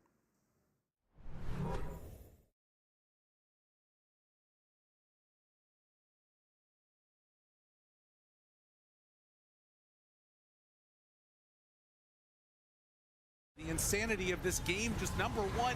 DM jumps in, finds the winner Wyvern. Nightfall trying to get away. The Reaper's Sight is going to be enough. They find that finish. And Makoto getting chased down on the east side here. He's got talent level 20. He's not even getting a chance to use it though. No, as they find him and kill him. There were many moments throughout this game where it was looking like maybe there was a way for Aurora to get back into it, but that kill hurts a lot. Trent, do you want to give a recap for all the folks joining us now? Well, I mean, this game, it's been, I'd say, mostly in Yandex's favor, right? Or this pretty much this entire game. They've had the gold lead. They had pretty much the strategy looking solid for them. And a lot of it's been these two, DM and Chira Jr. DM especially doing a ton of work on this Centaur, like you've seen all over the International so far. This group stage Centaur has allowed his team to stampede to many victories. Nicely done. Trying to help out his Mirana there, but Mira is going to be brought down. Yep. And that solid backbone of Watson, now godlike in this game on the Necrophos. He had a very solid laning stage, and he has been farming up a storm.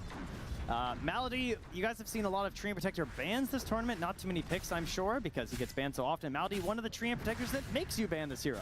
Yeah. Because he is very good at controlling the entire map, and has really aided in this victory here for Yandex. So, well done all around. At this point, not much Aurora can do other than just wait for this respawn of the Earth Spirit and hopefully find a massive magnetized play. Oh, Kiori.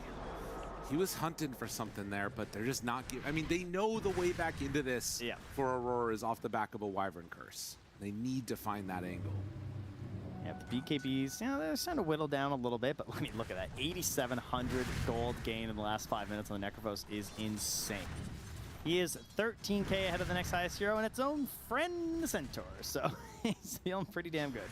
Well, and like the other thing too is that the curse only really works with Chira Jr. to pull him back in. Like these heroes, they're not going to die to it. So you like need to find Hoodwink and they next don't to do Monkey anything, King. you know? Yeah, exactly. Like they're not hitting that hard. Yeah, it's very specific that they need. It's mostly just a time waster. I feel like the curse in this one. Right, or allowing them to like set up for a big magnetize afterwards. Sweet arrow, baby. Yeah. What if Mira just arrows them all? Cheer Jr. Arrow goes out, tries to find somebody. Makoto's still in trouble, hoping to escape. Not going to happen. And Shira Jr. now finding Nightfall too. Right on top of him. Has he gone out a bit too far though? Wait a minute. Shira Jr. down. All right, they're going to cover this Aegis respawn. Watson's still close. Yeah, Arrow is, oh, DM, nicely played. BKB, blink forward, no problem at all. The Winter's Curse is going to come out now. Do they have any follow-up? Nightfall, looking for the Requiem, thinking about going, lets it fly, moves in for the finish. No more DM, but now Shira Jr., he too goes in, and the Reaper's Scythe will be there. They take down the Shadow Fiend. WS also in the grave. Shira Jr., he will not be denied. Get back over here, sir. And GG is called. Yandex, they're going to take game number 1. Called the GG to save the Mirana's life. It won't save Makoto's though. Stocks will pick up one more after the call. But what a play by DM there too, to cover the Aegis with a blink in with the BKB. He knows that Shira Jr. can clean this one up. The Wukongs comes out, gets a bunch of the kills, and that's going to give Yandex the victory. Beautiful stuff. And just like that, we're going to head to the panel, let them talk about all the action from that game. It's been a long time since we last saw you guys tuned into Stream Beat right as they were pushing the high ground, taking some racks there, which I feel like you ended up just getting all of the glory and the fun and none of the build-up. Maybe that's what some people like to enjoy when it comes to Dota there. But the Monkey King being the biggest outlier, guys, when we look at that draft, everything else felt so stock standard, but it also was just above the rest when we were looking at what it was doing towards the tail end of that game. I feel like Chur Jr. is one of the final guys to play it, but now we see I don't know what that means. To be able to, like, he's like the only guy I've seen pick it recently in tournaments. So it's nice to see like Monkey King being picked up by other players, and I was just impressed with the Earth Spirit, like just being able to crush it. We see this Earth Spirit and we're like, how do we deal with the Earth Spirit? What are we gonna do picking versus him? So maybe a new solution to the Earth Spirit. Yeah, for sure. Like there has been, you know, rock, paper, scissors situation where a couple of tournaments, even before TI qualifiers, Puck, he had very high stonks because you needed to ban or pick this hero. Didn't seem like he had many counters, and then Earth Spirit suddenly came out, and then people were like, okay, this hero's Imba, what do we do? How are we going to prepare against him? Some Huskars, some Necrophos, Linas that are working out, but like Monkey King against most of these melee heroes, he does work really well. And there's a bit of a new trend build where people were not going for Diffusal or anything, so straight up going for Desolator, just increasing the damage. You get 1 Wukongs, and if you have any abilities that can keep inside Wukongs for 2-3 seconds, everything's gonna die. It's hard to know exactly what happened in the mid game because we were breaking down the ending of our series here on Stream A whilst that game number 1 was kind of hitting that critical mass just before we tuned into it. But I do know in the earlier part of it, the Monkey King laning phase was pretty insane. I mean, he was on a bit of a kill streak, Monkeys, and then he got caught out. And I'm wondering how many times you get on a hero, and sure, you might have a great laning phase, but you get caught out once and you can still continue to go on to be dominant because normally or more often than not, that stagnates a lot of your item progression and your map presence. But for a Monkey King, it doesn't seem to have that effect.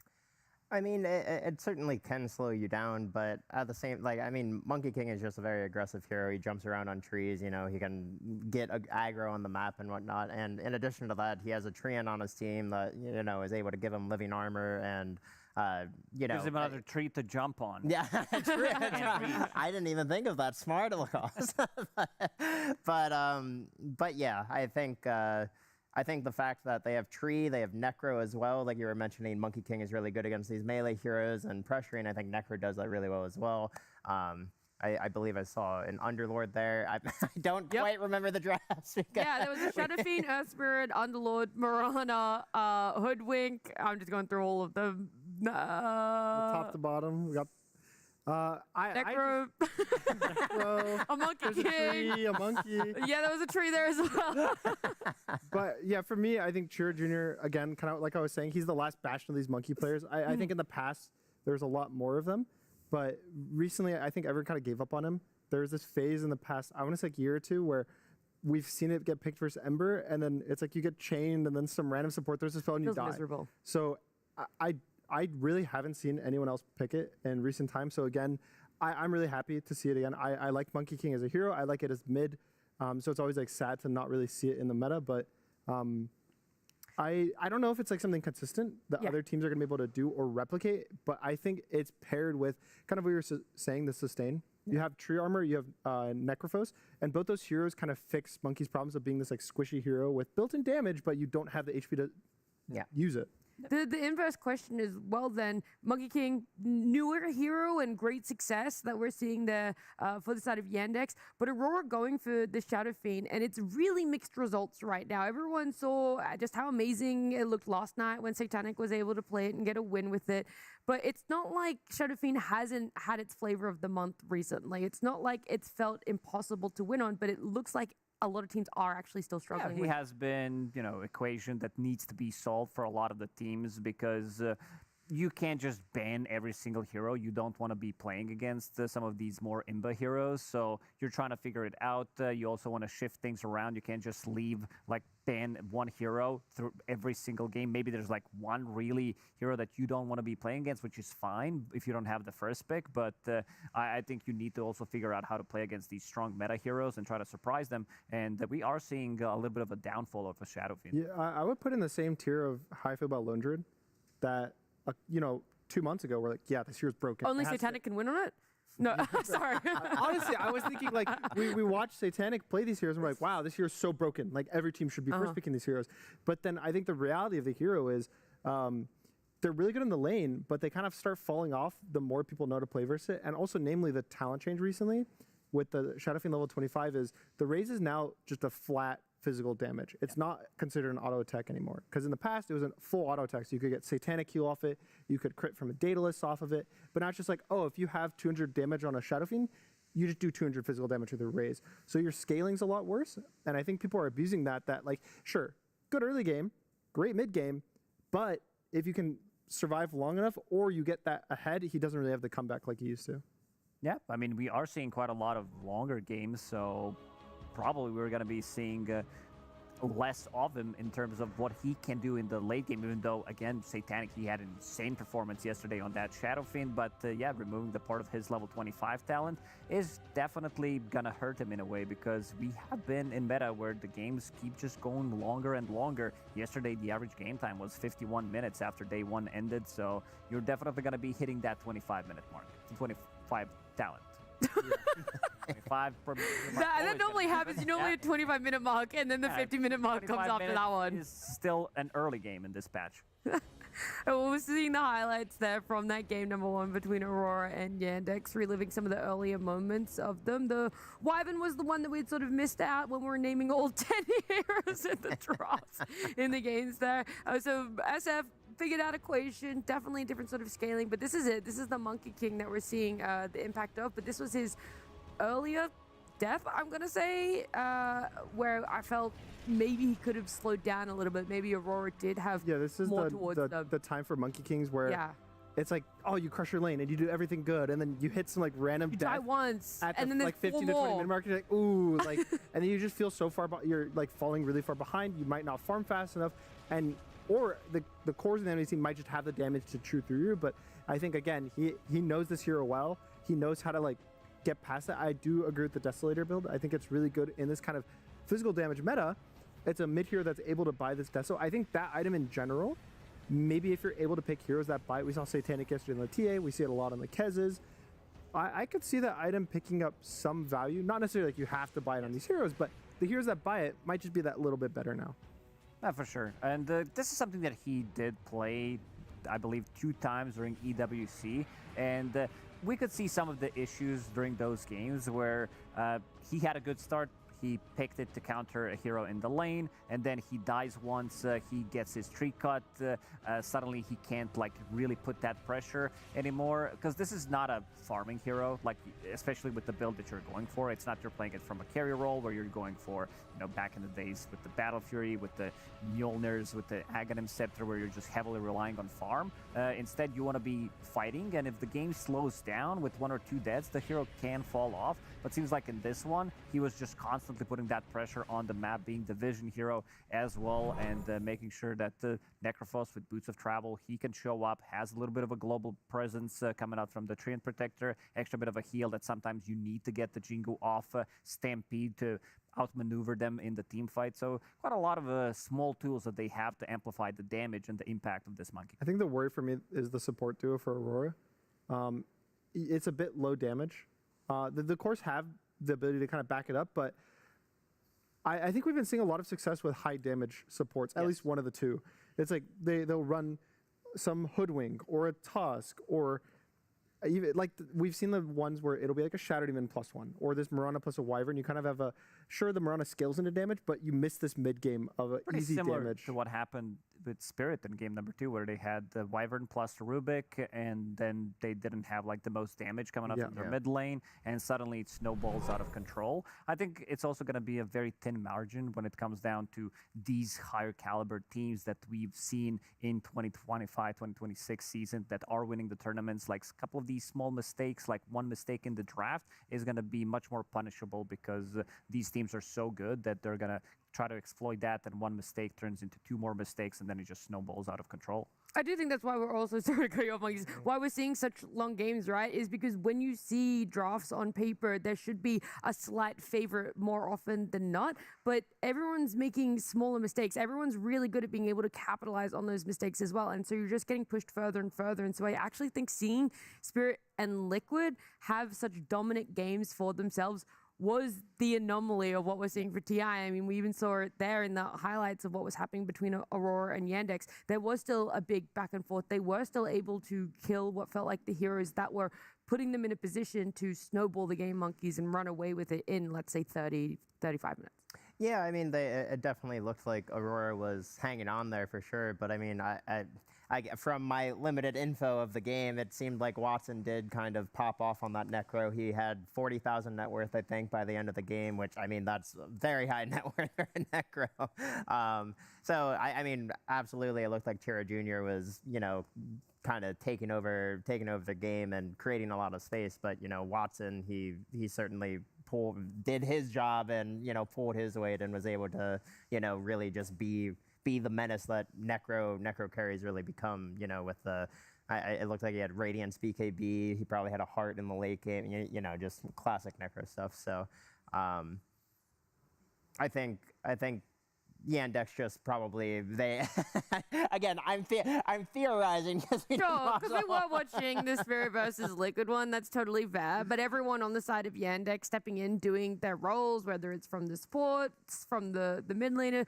from their carry. But on the flip side, when it comes to Aurora, it felt like they also had their hands on some pretty meta heroes. It was rough for them to not be able to get a game 1 win. It's still a best of 3 for themselves. But before TI even started, before we had our group stage kicks off, we had Nomad talking to Nightfall and seeing how he's feeling coming into TI 2026.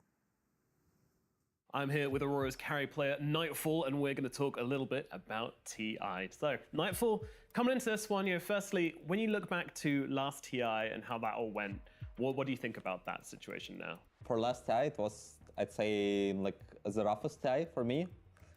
I mean, just didn't really go our way, but we played like elimination game and we kind of threw quite easy game, but what can you do? Life goes on.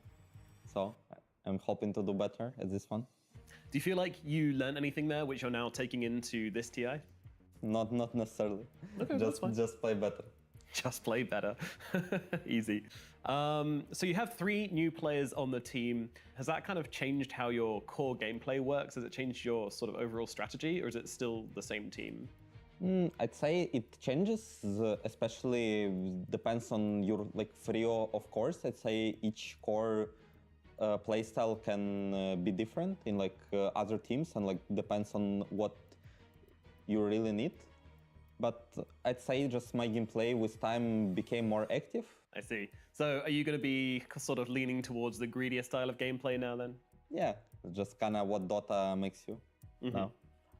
And is that what you like to play, or do you like to go fight? Do you like to go hit people?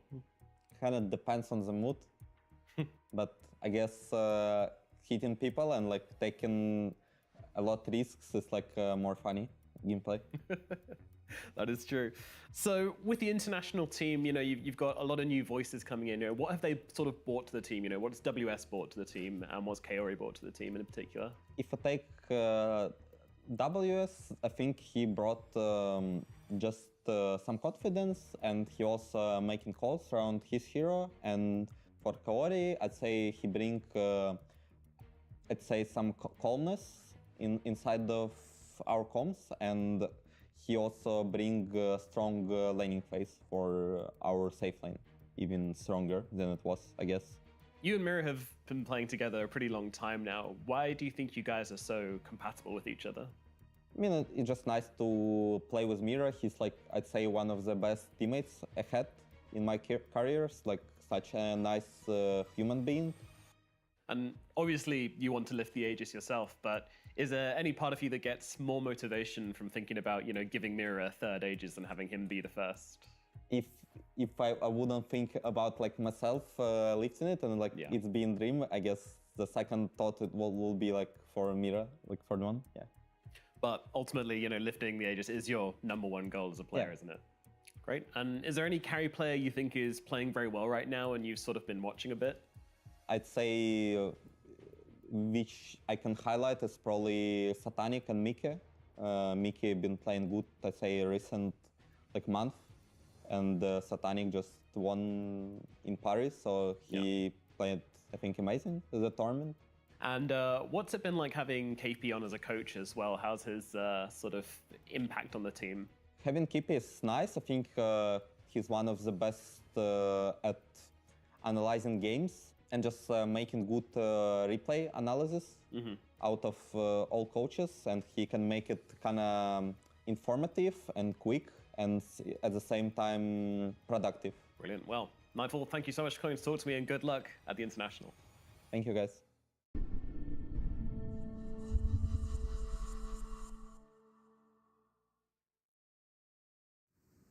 It's always nice to hear the motivation for players, what their end goal is. Everyone dreams of lifting that Aegis, but it's extra special for Nightfall considering what has been a second place blessing to some degree. Try and spin it a bit more for himself. I'd love to see it, but it's on the edge at the moment because in this best of 3, they're already down 1 game. So Aurora going to have to bring something more for themselves, despite how good their draft did look for what they could achieve. It just wasn't there for them. At the end of the day, Yandex had that next level when it came to execution.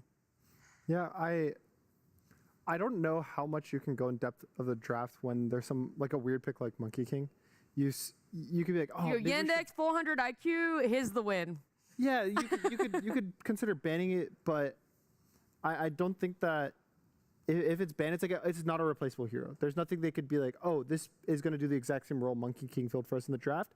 So it's really easy to say, okay, all of our heroes are fine. The way we want to play is correct.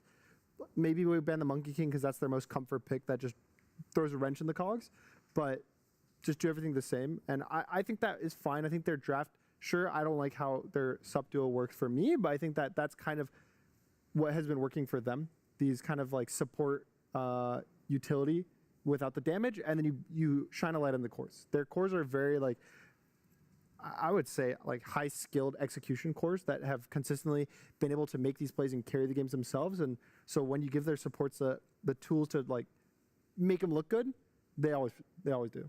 Yeah, and I think Trion is one of those heroes where I mean, obviously we've only seen this hero a handful of times, but whenever this hero is let through, I mean, Living Armor is just I mean, you've talked about it before. It's a complete game changer because a lot of mid players or side lane players, they have this idea of how a matchup is supposed to go, and they make all of their calculations and whatnot on on their matchups, and then suddenly Living Armor, and that's just the difference maker, and I think while the Monkey King definitely is a standout hero, I think Tree is just an easy hero to maybe ban it, just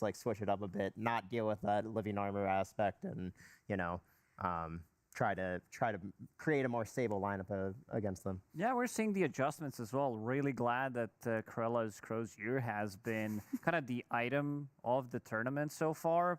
In terms How many of times has it been bought, Lacoste? I don't have the stat right now, but You're I feel so like good with stats, no you worry. need something to reduce the healing. Like even in the previous game where they had Treant, Necrophos, Centaur with the heart, Underlord buying this item, which is, there's one physical damage guy that's Monkey King, and it's more about stealing the region and slowing them down, having that extra bit of a move speed, and having a region on top of that. It does feel really nice. It kind of feels cool in a sense that when they only have one physical damage core, they don't even really want to buy a nullifier to counter your item. So then you get this full duration item, as opposed to in a lot of the other games where it's particularly good versus the physical damage cores, you have to protect it with a BKB, and then now you don't get the physical immunity because you're BKB'd and you can't be ethereal at the same time.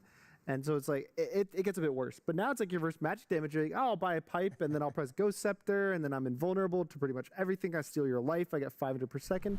And so I definitely have been a big fan of it in this tournament, and I think it will maybe not be the tournament defining item, but it's definitely going to show up in like responses to drafts. It's more about stealing the region rather than being invulnerable to physical damage. Like we've seen Darkseers utilizing that pretty much perfectly, because what you want to do is slow them down. So we've seen like Shivas, we've seen Krellas on top of that. Just a good combination of the items together. All of our players are seated. They're ready for their game number 2. The draft has started. So we're going to head on over to B stream. When that game concludes, though, we'll be here to break it all down for you guys and give you some more insight and information on how it plays out. Okay. You're working out our muscles. Yeah, that makes sense. Just keep tensing them over and over again. I think that's probably what our players are up to right now. Tensing their strengths here. We're going to have a Lina picked up here. The Fiery Wonder returns. Some teams, I feel like, are really comfortable just first overalling her, especially a team like Yandex, because Watson is quite the Lina player. So we saw, by the way, the Lina get taken up there and look incredibly strong earlier.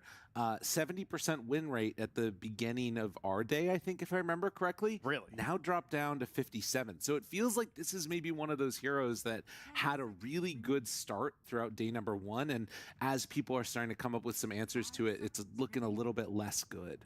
That is a lower number. I mean, it's lost still, some games. It's still quite good. That's true. But that guy. We like that guy. Oh my God. I have not been disappointed in a single Centaur pick this tournament. Yeah. Every time I watch, I'm just like, oh, and you know what? They look like they're having a lot of fun. Like, you get to the late game too, you get the honestly, that's actually surprising. Only a single mid. Like, watching some of the recent tournaments with the position 2 Centaur in that mid lane, it looks really nice. Yeah. And in some of these matchups where you can kind of greed it out, and I mean, he's just unkillable.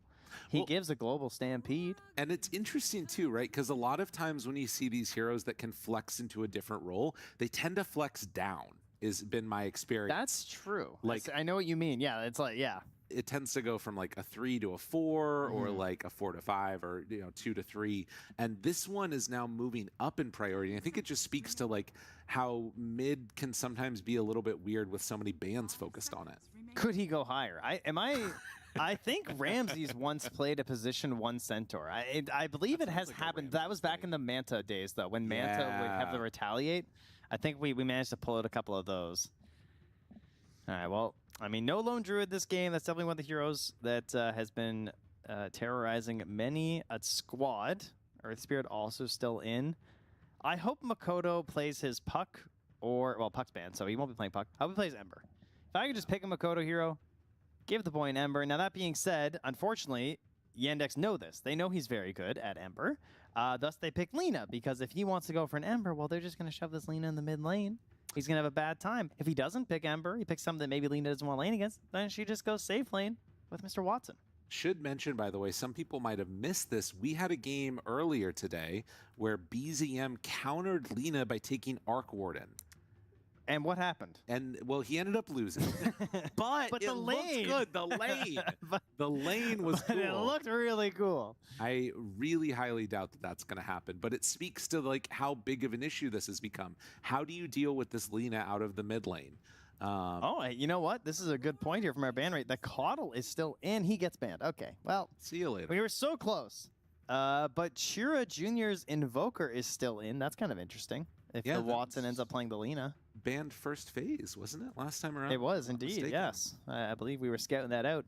Part of that, of course, being the replacement of needing to ban the Treant Protector, which I would agree is much more important to ban than Shira Jr.'s Invoker. As much as I love to see it, it's too good. Kaori, he is still off the Phoenix. Just can't make her work, so he's going with the Wyvern. Okay. Fair enough. And, you know, not a bad pickup for this already high right-clicking hero in the Lina. We have also seen, like, the Ags build with the Dagon and stuff like that. So you could just switch it up if you're worried about the Winter's Curses coming out. First game banned. Interesting. That's not. Oh, no, that's not what I was like. He That's was not banned true. in the first game of the series. Listen. He was the 4th most banned hero. Listen, it's been a long night. He Okay, I was just like, that testing seems me. weird. all right? He was just keep me on my toes, Lyrical. I appreciate it. It's very important stuff here. All right, so at this stage of the draft, we're going to do a little double pick here for old Yandex. Oftentimes, you're going to grab 2 supports, especially when you're working with this flexible position 1 or mid hero.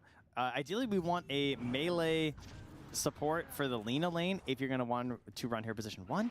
They actually go for the Mirana, which I gotta say did not look that great for Aurora last game. Struggled to get much done. So I hope they'll find more successive combos with the hero because I think she's very dependent on her combos. Yeah. And there's the melee hero. As you expect, Undying is banned, Treant is banned. Next in the list is either Tusk or Clockwork. I prefer Tusk. And this also sets us up more for like the potential for swapping Lina around, right? Because now you can either play Mirana running to her lane and like, you know, find themselves some potential damage off of Mirana rotation, or you can do like you talked about the Tusk Lina together in the safe lane. Yeah, or you can also do Mirana 5, opens up any position 1 hero, like your melee 5 or melee position 1s. You can do Tusk 4 to open up your off lane heroes. So very versatile duo in terms of the laning setups when you have Mirana and Tusk. Not super good at covering a lot of facets of a successful Dota 2 draft. They don't have great team fight. Mirana is a very weird hero. Like, she gives a lot of good damage with her Q, but she needs setup with the arrow. Moonlight Shadow can be incredible, but can also just be kind of a big whiff that doesn't help a whole lot if it's not used in the right situations. But like, there's no easy team fight from these 2 heroes. You get a great save from the Tusk. He's much more well-rounded. But Mirana, I think, as a support that helps with the whole draft, she's generally pretty weak. Right. She requires a very high skill of execution in all of her abilities to really be useful. The other thing about it, as we see the Cheer Junior Invoker come out, is like that's the other side. Yeah, it is the Cheer Invoker, the Cheer Junior Invoker stolen by Makoto. Yes, there it is. Sorry, that's what you wanted. There's the flip around. But the one thing about it is that you've also sort of, with a Mirana support, committed to going for like that solo kill, right? Like you're gonna be trying to isolate somebody, get them with the arrow, and this is where Centaur shines. And this is part of the reason this hero's been so good is the save in the late game. Like, yeah, you can be a big damage dealer, big hoof stomp, double edge, whatever else, but also being able to keep somebody alive when they otherwise wouldn't be able to. Clutch stuff. Dark Willow been looking good, getting stocks going up a little bit. Yeah, she tends to be this hero that is just like, I mean, she's in that next level, I think, of position 4s. So she's on the come up here. Has a lot of good team fight, of course, and early burst damage. So very similar to the Hoodwink in that regard. How is her Shadow Realm this game? Not bad, right? I mean, you got the LSA, you got arrows and stuff, but you can certainly slip away from a Tusk in some situations thanks to that. Could be useful. And yeah, we did. We get Makoto on the Invoker and Shira Jr. on the Ember. So they're each going to show each other how it's done properly on 2 of their signature heroes passed over to another. And of course, this is what they needed last game. They needed the Ember with the Mirana. I really think that would have done a little bit better there for Aurora because it's just too costly in the Mirana to not have a mid that helps her. Right. She's a finicky hero. Yeah. Like, I think that's why she often looks so bad is that you don't do enough in your draft to support her, and that feels like a bad thing to do when she's potentially your position 5 or even position 4 to have to draft so much around her. But she's still doing all right. As you can see, 25 picks, 48% win rate. That's not too bad. Yeah. Well, and already has now an ability to rotate towards mid if needed with that Ember. I'd like to see a pretty like self-sufficient offlaner for Yandex. Yeah. In the last phase, you could think about like a Tide or a Timber or something like that maybe. There's like maybe a chance he could do some Darkseer, you know, pair together Ion Shell with the Ember and the Tusk, but it's not the greatest. Yeah, I mean, I was thinking that for WS last game versus the Centaur, he might Mars. I don't expect the same thing out of DM here. There is the Doom. Not an incredible Doom game, though. Like, I feel like he often gets banned at this stage anyway, but, like, versus Stampede, you know, people can just get bailed out because of that. You could go for a Beastmaster, I think would be kind of interesting with everything they have. It sets up for more arrows. It gives them some solid lockdown versus Stampede. It isn't a Wyvern, though, which can be a little bit troublesome, but... I mean, he is a reliable hero. Underlord again. Yeah, that's a classic. Much more DM style for sure. Yeah. Oh, most banned heroes in the last phase. There you go. There's the Doom coming up in that. And also the Sven. Yeah, we are getting the... called it stats. Well done. As the Sven instantly gets banned. Yeah, it has been a lot of these Svens later on. Man, you know who's fallen off the face of the earth in our drafts? Is Drow. Yeah. Dead hero. Completely. We've lost her. Soft hero. Nope, no good. Don't even touch her. Yeah. Patch notes. Leave her be. So Sven's win rate coming into this series today was 100%, if I'm not mistaken. Yeah, I think he was 4-0 to start the day. Yeah. Been a bit of a rough one. I believe that would then mean he's been 0-3. Yeah. If my math checks out. Yeah, I think so. All right, a few seconds left here. They're going to ban out the Necrophos here as a potential DM hero.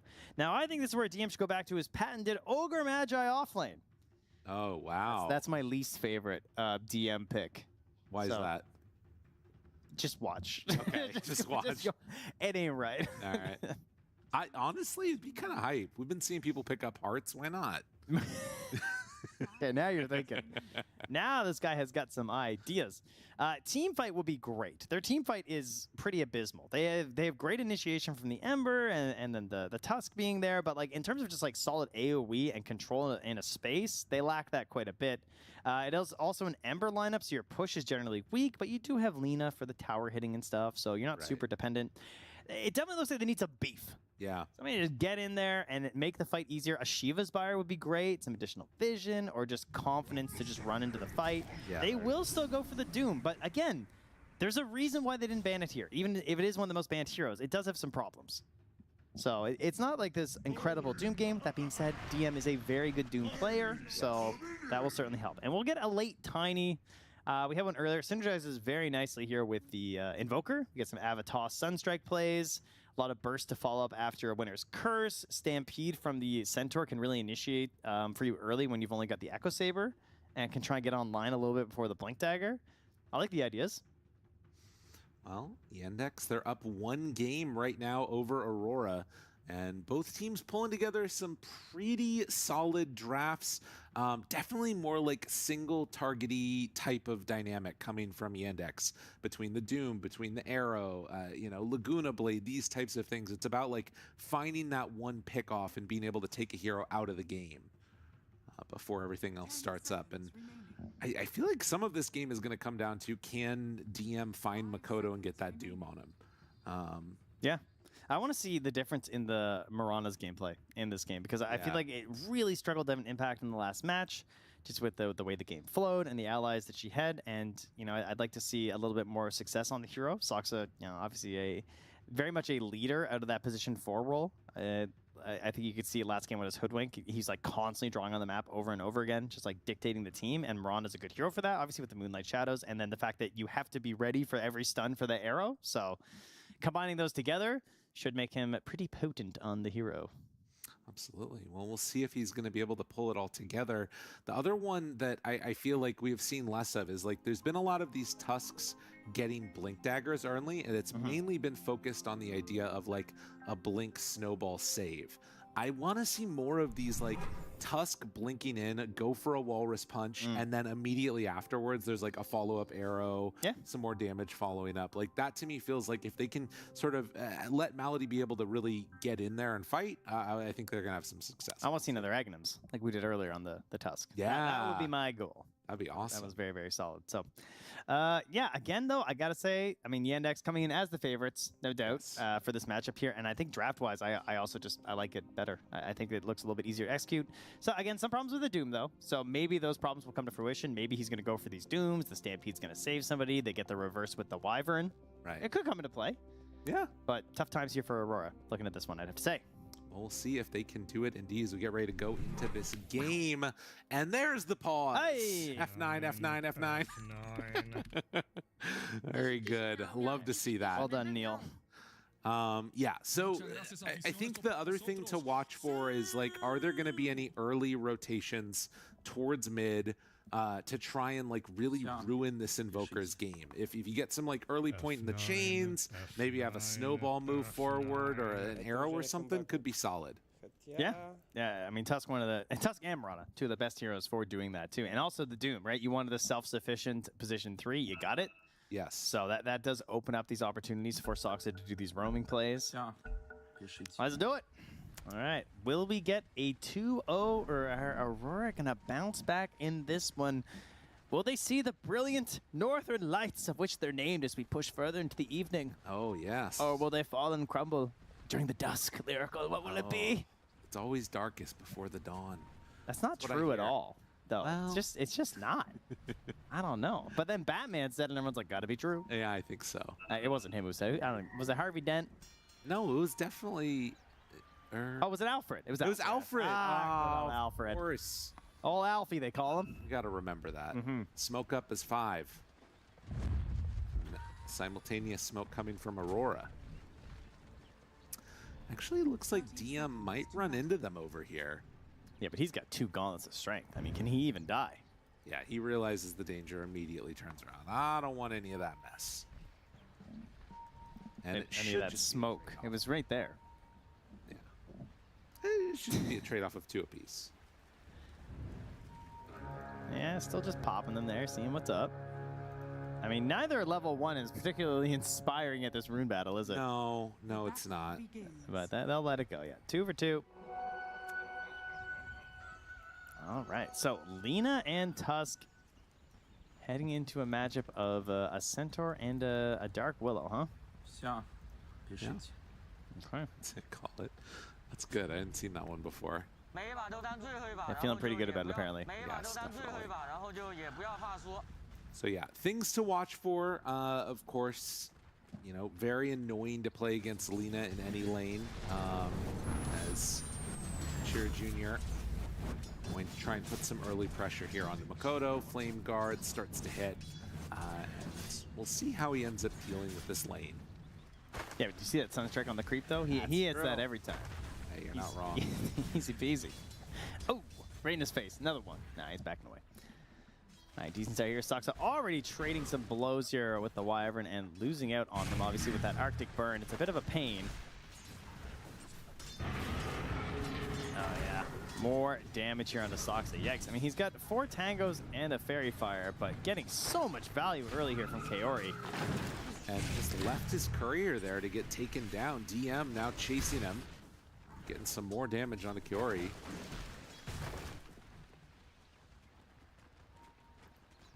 Oh, they're still happily good at Creep Wave coming into the tower. Has to pull it back, though, so plenty of space now for Kaori to manage the Creep Wave. No punish here from Soxa, so very good start for Aurora. In that bottom lane, Sunstrike coming out. Ooh. That feels good. Yeah, that one is nice.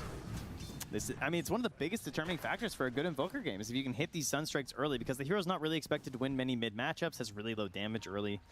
I mean, not as low as it was for a while there, but this idea of just hitting these Sunstrikes, getting the gold going, getting your Meteor Hammer on the faster end, all set up for a good game for the hero. Up top, things relatively even. Couple of denies here for WS. He's going to be a beefy guy. 2 rings of protection to start, plus the gauntlet. So just trying to reduce the damage that he takes from this plinking Lina over and over again, right-clicking you. Armor and Retaliate can definitely do a lot in that regard. And the Lave already pushed fairly far forward. We'll see the Tusk try and get that pull off in just a moment. And DM at least for now, seeming to have a pretty okay time of it. 8-2 versus the 10-3. Did lose his courier, of course. Arctic Burn starts to spam some out at him. Well, it's such a frustrating hero to try and lane against your like any strength hero versus Winter Wyvern. When you're relying on just that fat HP, it's just so much more effective than up against some of these agi heroes that have a little bit of armor or something to work with too. Doom obviously though needs no armor, as we're all well aware. I thought that was the wolves. Ah, it's Doom turns out actually. Oh, nice one. Go to the middle. Gets that with a Forge Spirit. Easy peasy. Yeah, he also is having a good one. 5 denies already on that Invoker, and one of the kills with the Sunstrikes. So it will be something to watch for as they get the pull back behind the tower here. Nightfall can deny out a couple of creeps. Soxa, in the meantime, trying to soak some of this experience and maybe get some pull action himself. I think things are set up for Yandex to really start pulling away in this game, though. Like, they could just start ripping things if they start making these rotations, going with these arrows you were talking about before. Like, they just get the easier solutions available to them, so they have to be really cautious about their vision on Aurora, like keeping an eye on like when Sox is moving, when he's pulling, when he's actually just doing these annoying creep dragging plays, because if he's out of vision for just a moment, suddenly he's in another lane and you've lost a core. Yeah. No, it's absolutely true. I mean, so far, Aurora seemed to be up to the task in just this like base laning stage. Doom is getting swallowed up a little bit down there by the Tiny. And then you think about this first 15 minutes, what you want to do on Aurora. Like, Centaur are going to be very static with the Helm. Invoker going to be quite static, looking to help out with Sunstrikes. And then Tiny, maybe he can make plays on heroes in his lane, but oftentimes they kind of retreat back to the jungle. They farm through to their Echo Saber, then they go for the Blink Dagger. Like, right. It's a little static and stalled out. Now, that being said, the last hit's looking pretty good for Aurora. So if that is the game plan, at least they're off to a solid start. They just have to watch out for that aggressive potential from Yandex coming out. Right. And that means 6-minute runes could be the first time we see those moves.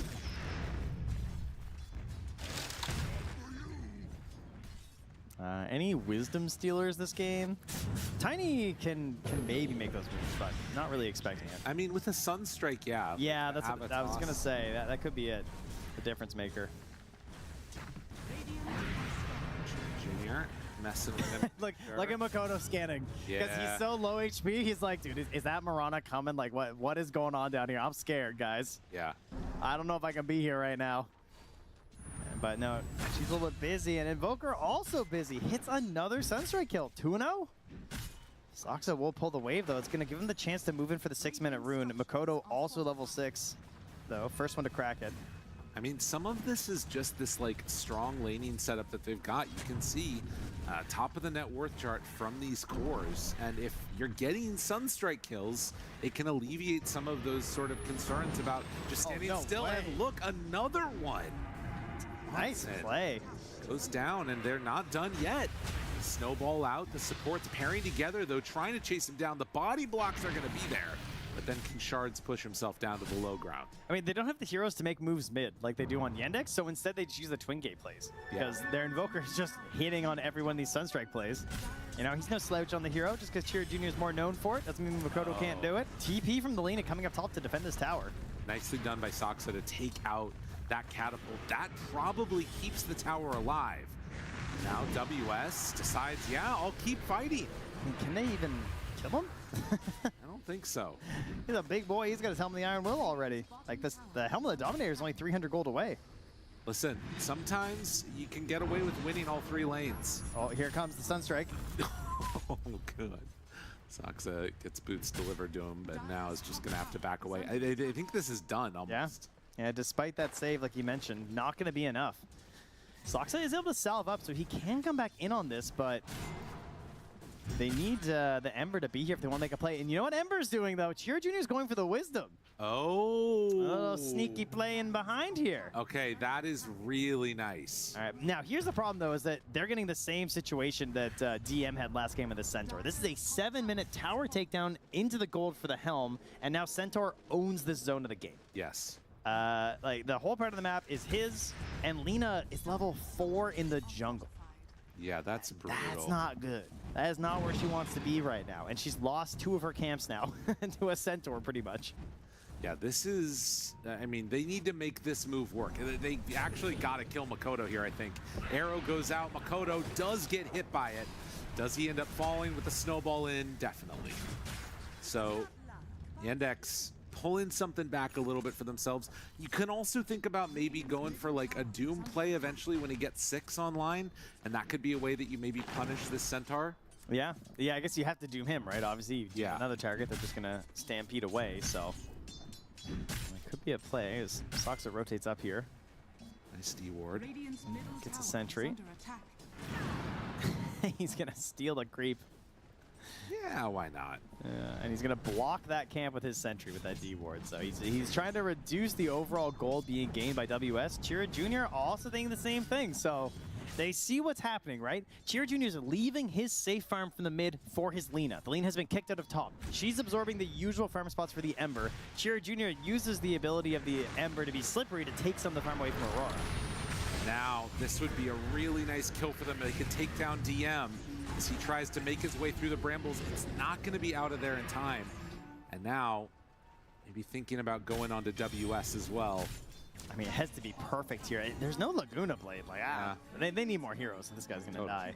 But I like what you said there, because it is worth noting, like, they make a couple of these solid plays. Chira Jr. stealing away the wisdom. Like, if you're going to lose 3 lanes like this, there needs to be some craziness that starts to happen to reset the game. And if the Index are able to come out with the victory here, they would definitely deserve it. And you can see KRA wants to keep this pressure up, though. Puts the ward in between the towers. They want to kill this Doom again. Yeah. Like, they know DM's coming back down here.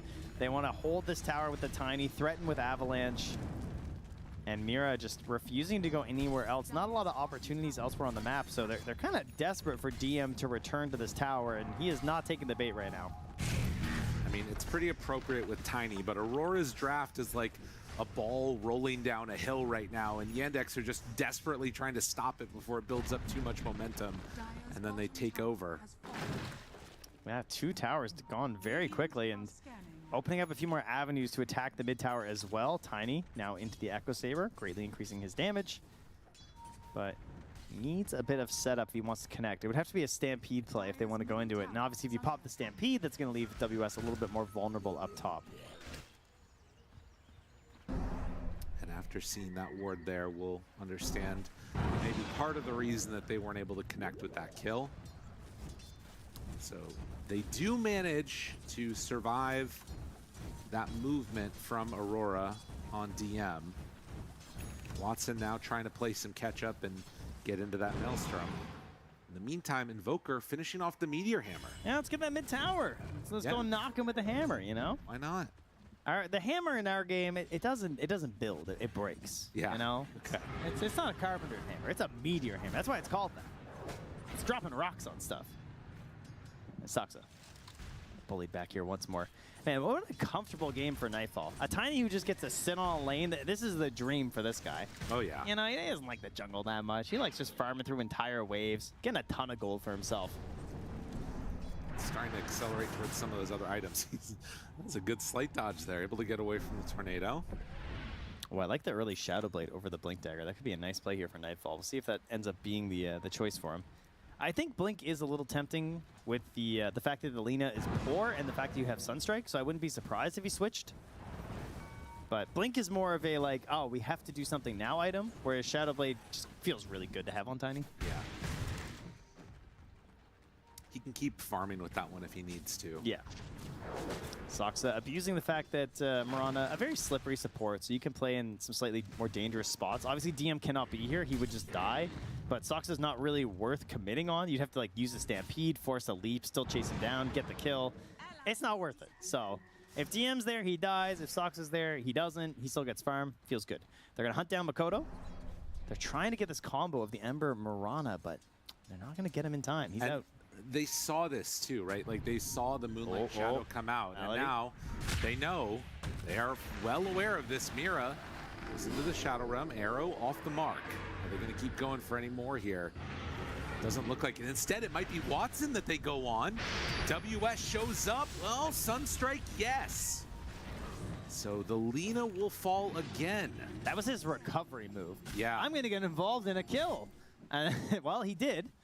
Just not the way he was hoping. So this is really bad for the Lina. Like, he's trying to farm into his Maelstrom. He goes down. This is going to set up way further back. They don't connect on a play with their Ember. Cheer Jr.'s wasting time trying to set up these arrows for his Mirana. This hero is cursed. Yeah. He's dragging these teams down. Honestly, it's looking really rough. And they're trying to make it connected and get the value out of these arrows and these early starfalls, but it's just not there. Yeah. Well, Saksa going to get some stacks going. And speaking of curse, I mean, look at this. Yeah, DM's life is so sad down here. He's the lowest net worth core. He can't even go to these two camps. I mean, I'd like to see like what Falcons were doing, where you're just like dropping sentries in here. Yeah, just to mess with them even further. Further, yeah. Well, but then Willow can't farm it, right? You make a good point. You make a very good point. Boots of Travel finished up here for Makoto. So they go hunting, he can join. They, of course, another game where you're getting early Boots of Travel plus a Helm of the Dominator. So you can just jump on the Centaur's creep. Always feels really good.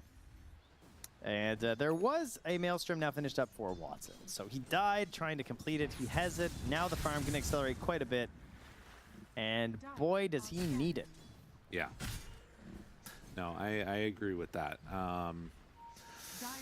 Needs some me time, a little bit of chance for a turnaround in these fights. I mean, again, sort of the issue that we've talked about is this Yandex draft is very one-dimensional in terms of how it operates. Oh, Tornado mid, catches the Ember.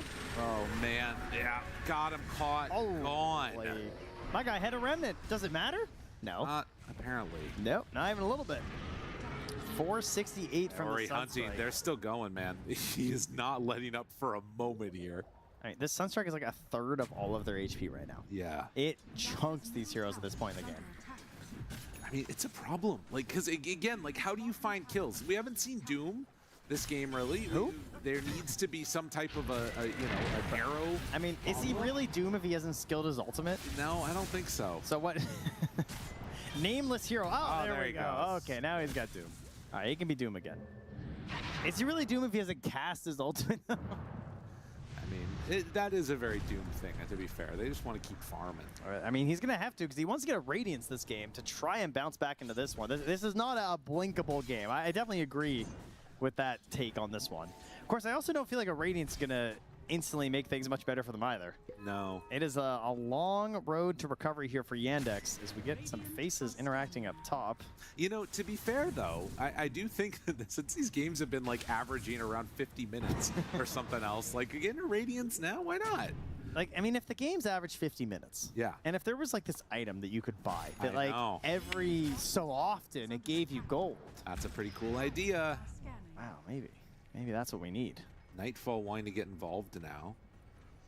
Will not be able to find DM over in the jungle. All right, well, a bright spot for Yandex then. They're wasting a little bit of time with these hunting plays. Not making any connections with their heroes. And of course, you also have a Spirit Vessel Ember who's not able to make anything happen, though, on the side of Yandex. That doesn't feel too great. Right. Makoto coming in with a Ghost Walk. Ember pops his head down bottom to check for a room, but it's an illusion taken by Kaori. Saksa shows for a moment. That's all it takes. Makoto gets him. And Meteor hammering the tier 2 tower. What are they going to do about it? I'm not really sure. Honestly, I think they just have to keep dodging. Like, I don't think you can fight them right now. But, God, how much are you going to have to, like, lose across the map? There's no limit. Oh, the Grassy Seeds of Serenity by WS. He just wants to keep the push going, keep the party on.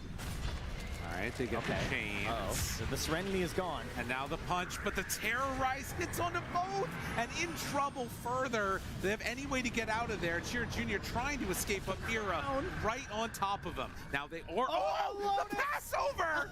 WS living, Mira saving the day. Doom tried to go for the ulti onto him. Does not happen. Watson wanting to get away, but the more damage coming in. And they finally will drop the Doom onto the half HP Willow. All right, where's she goes down. Where's the Sunstrike? Oh. You guessed wrong. Imagine, though. I mean, he had a decent chance. He had Yeah. a couple of heroes running home. Honestly. Oh, what a Lotus pass over from Mira. He ends up dying for it, but well done. Gets his Centaur War Runner out of there. I mean, that's crazy. WS under the tower with like 30% HP, and then you're just looking at his DM with the Lotus already active. Like, what am I to do here? I can't doom myself right now. I can't afford that. Well, the other thing, too, that was still the tier 2 tower also taken. They managed to finish it off. Yeah, true. This is 17 minutes. Like, what's going on? I mean, they're getting close to the Radiance on DM.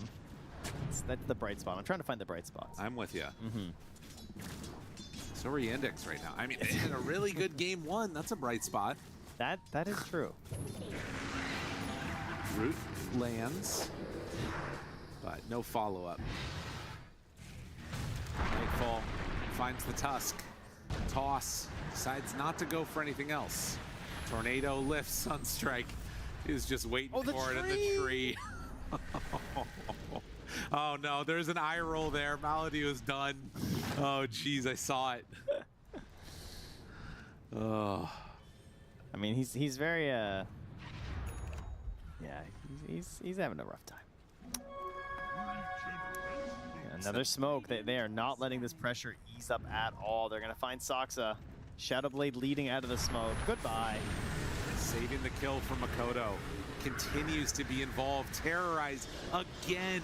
Hits the Ember. And he held the toss because he trusted in the Invoker spell casting. That was going to get the kill. Then he hit the toss for the Ember. Now they're on top of DM. What is happening? Oh, man. I believe Makoto was dominating with a double kill there. Makoto is owning. So this is how it works, huh? This is what the game 1 was supposed to look like, is what they're feeling right now. Invoker plays 13-2, and well, there might just be another one. This is the most early game Sunstrikes I've seen in a while. Yeah. Well, the shards did not save him there. That is for sure. I don't think anything would have. As the kills just keep on racking up. I mean, I wanted to say something like, well, at least they're not taking objectives, but they're doing that too. Yeah, they're really doing it all right now. I mean, this the Shard Invoker just running around the map and having the BKB coming in soon. Yeah. He's a menace. I feel like this is one of those pub menace builds right now. Watson doing everything he can to become a relevant hero in this game. Obviously, Lina, I mean, doing pretty well net worth-wise, considering where she started. Yeah.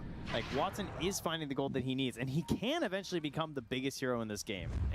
The way Lina scales and having the range that she can play at in these fights with the teammates like this that can provide it for you. You get into an Aghanim's Ember, I know it's a ways away, but that is what you need in this one. And that's why you're seeing Aurora just consistently pushing this tempo.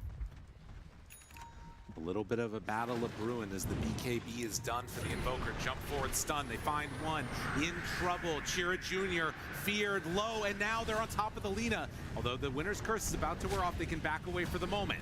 Now a chance for a turn. He's stunned forever. The arrow hits, and WS onto him. Watson dropping quickly. Tried to get the kill onto Mira. Not gonna happen. They did get the Invoker, but it comes at a hell of a cost. I mean, had to drop the Doom on him because they needed something desperate. Great target, of course, but it is the one way they're going to get a high-value kill, and then it's just time to run toss in. Trying to find a further chase, but not going to be there. Honestly, for how bad that could have gone, the fact that they get the Invoker is pretty clutch. Feels a little good, but he also has a BKB done now, so that might be the last time it happens. Man, well played so far here from the side of Aurora, moving in towards like the safety items, the BKB. I'm sure they'll be going for the Aegis pretty soon. There's also a Tormentor they can claim. And the nice thing about this is that although many teams have garnered big leads like this today on our stream, they actually have tower hitters this time. So they have been progressing the map the entire way through. Only a couple more tier 2s to clean up. It's not as big of a gold lead as we've seen in other matches, and I think that, you know, there is a little bit of fragility that lives here, but you know, we'll see. It's not a foregone conclusion. Stomp. I mean, this is pretty nice when you can do that to DM. I mean, what can you do? Yeah. Invoker is just, it's a pain.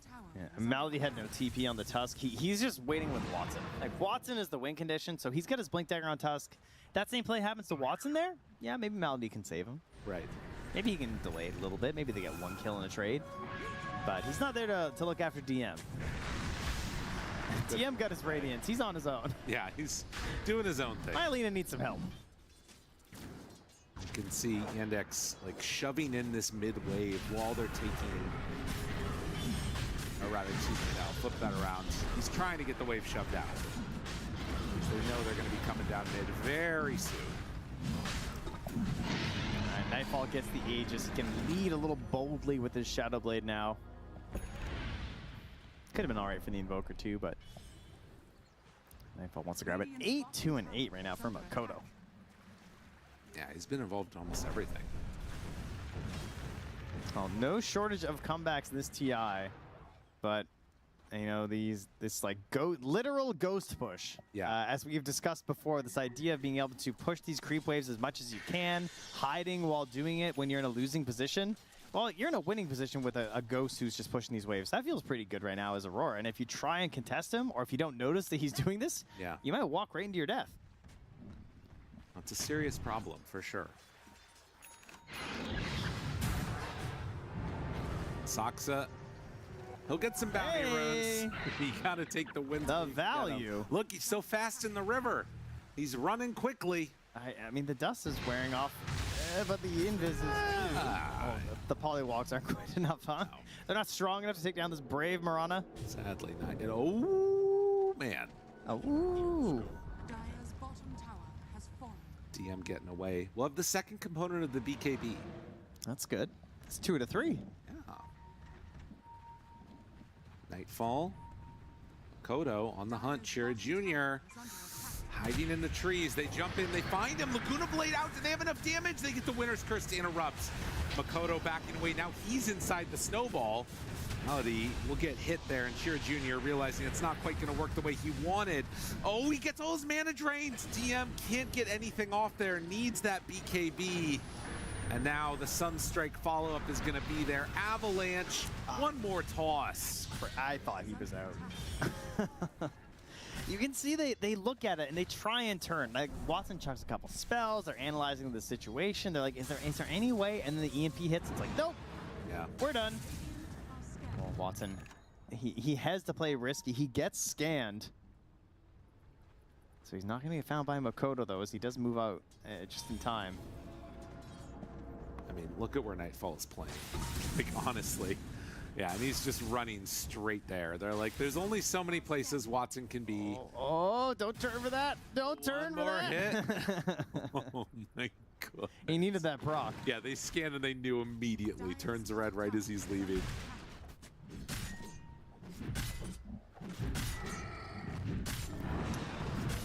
And there's still a Tormentor they can do if they'd like. But they're a little more bloodthirsty right now by the looks of it, as they're going to bring the Willow and the Invoker through the Twin Gate. Moonlight Shadow. WS, he is the bait right now. They have a sentry down. They see Makoto. Essence Distiller stun lands through him. Arrow going out, not going to land. Oh, and these moments, like, that's the one you got to get if you want to make these comebacks happen. Oh, the Croaker. Oh, he doesn't get him. Good juke. And the Force Staff has one more leap in 7.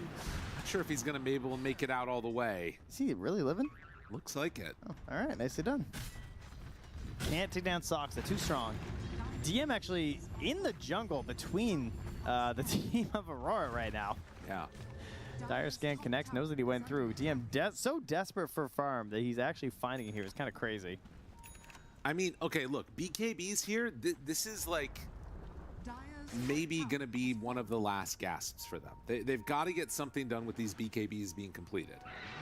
I feel like they need the Mjolnir or something too. Like, they just don't have the damage to win a fight. Right. So we need a clutch Doom. We need Mirana just freewheeling. Being up a hero would be nice. Arrow hits in the Shadow Realm. Definitely. He's just burning while stunned there in the AoE. Gets the gem. Very good. They can actually get a little bit of vision, set up for some plays. And Makoto forced back with the amplified damage. All right. A small but important win here for Yandex, because now with the gem, they can get out, drop some wards, and maybe that will open up the opportunities for some pickoffs. Only 33, 32 seconds left in this Aegis for the Tiny, so. I think that that's the type of play that, like, as Aurora, you're willing to take that loss of the Willow. Obviously, the gem sucks. But if it stays at that level, that's not going to be enough for Yandex to pull it back. They need to be able to sort of find a win and then turn that into an objective, turn that into another fight win. And otherwise, it's just sort of keeping things set at sort of a steady level, as opposed to actually pulling themselves back into this. Every journey begins with a single step. True. And this was a real baby step. It was like an inch. You know, it's not even a half step. Yeah. But it is a partial step nonetheless. Double wisdom. Saksa just going to try and cut waves in a bit here. Makoto is doing a similar thing, killing off waves in the mid lane. But yeah, it's sort of just Operation Farm in secret. Silver Edge break into the Bro. Oh my goodness. So crazy. Ugh, it is tough. It is tough for DM. Tough for all these heroes. Yeah, that's a lot of damage. And it's not getting easier. No, Nightfall's getting the Blink Dagger to further close down this map. Because, frankly, DM's been getting a little too much space. And he's played quite well to get the amount of farm that he has gotten, but at his current kill score of Bob, also known as 8-0 and 8, for Nightfall wants to keep increasing that total. Stomp to kill the creep wave. Backs out. Shira will be stunned. Has the terrorize now. Decides not to throw it. Wants his gem back. Yeah, not so fortunate. Shira's gonna hold on to that for a little bit longer. Octarine Core on Makoto. Okay. I mean, more and more powerful. Also about to be level 20 here as well on the Invoker. So, yeah, a little frightening. All right, well, the risks of going high ground. How good is the defense from Yandex? Not crazy, to be honest. No. The plinking of the Lina is a little annoying, but without an Aghanims on Tusk, you're not necessarily that worried about going high ground. The flip side to that is that the only hero that can like go and hit towers, and it's not even comfortably, is the Tiny. Like, you can Meteor Hammer, I guess, but it's a little sketch. I mean, Invokers right clicks are good. They can Alacrity as well on the Tiny too, so it's not as bad as usual. Right. They're going to go in for the Tormentor now. Should be pretty quick. I mainly mean that, like, if they're going to do that, they're presenting themselves as a target. Oh, did Doom just sneak down there? Yes. Definitely did. I gotta give credit to DM. He is finding the farm. Yeah. Like, this is really impressive stuff. He's stealing it right out from wait a WS. second. There's somebody here. Somebody's down here. Oh, God. Yeah, he's just got to keep running. I mean, he's just gonna BKB TP, you know how it is. And he'll just TP out nice and early. All right, that's the Blink Dagger. So, okay. Step one to a good fight from Yandex. Dooming a strong target. Invoker, great Doom target. That guy gets Doom, what's he do? Now, he just stands and watches. Mira. The Essence Distiller trying to run this down, finding him. Terrorize off the mark. Saksa is going to be stunned. Sunstrike is there for the follow-up. Oh, he finds the nice little path out of there. And the TP away, not going to happen. That's hate right there. That is unfortunate. All right, big value item picked up here. Getting themselves a Vlad's on the Tusk. So Malady just recognizing when you're in these situations where the game is going poorly, you don't have a lot of gold, Vlad's is one of the best items you can get just to increase your team's damage. And that is something they're definitely struggling with. Right. Vlad's, drums, very cheap items that can give you a chance in a fight that you have no right winning. But it does mean that the dreams of the Aghanims are quite dead at the moment, unless he gets some crazy fight wins. Of course, it was never happening anyway.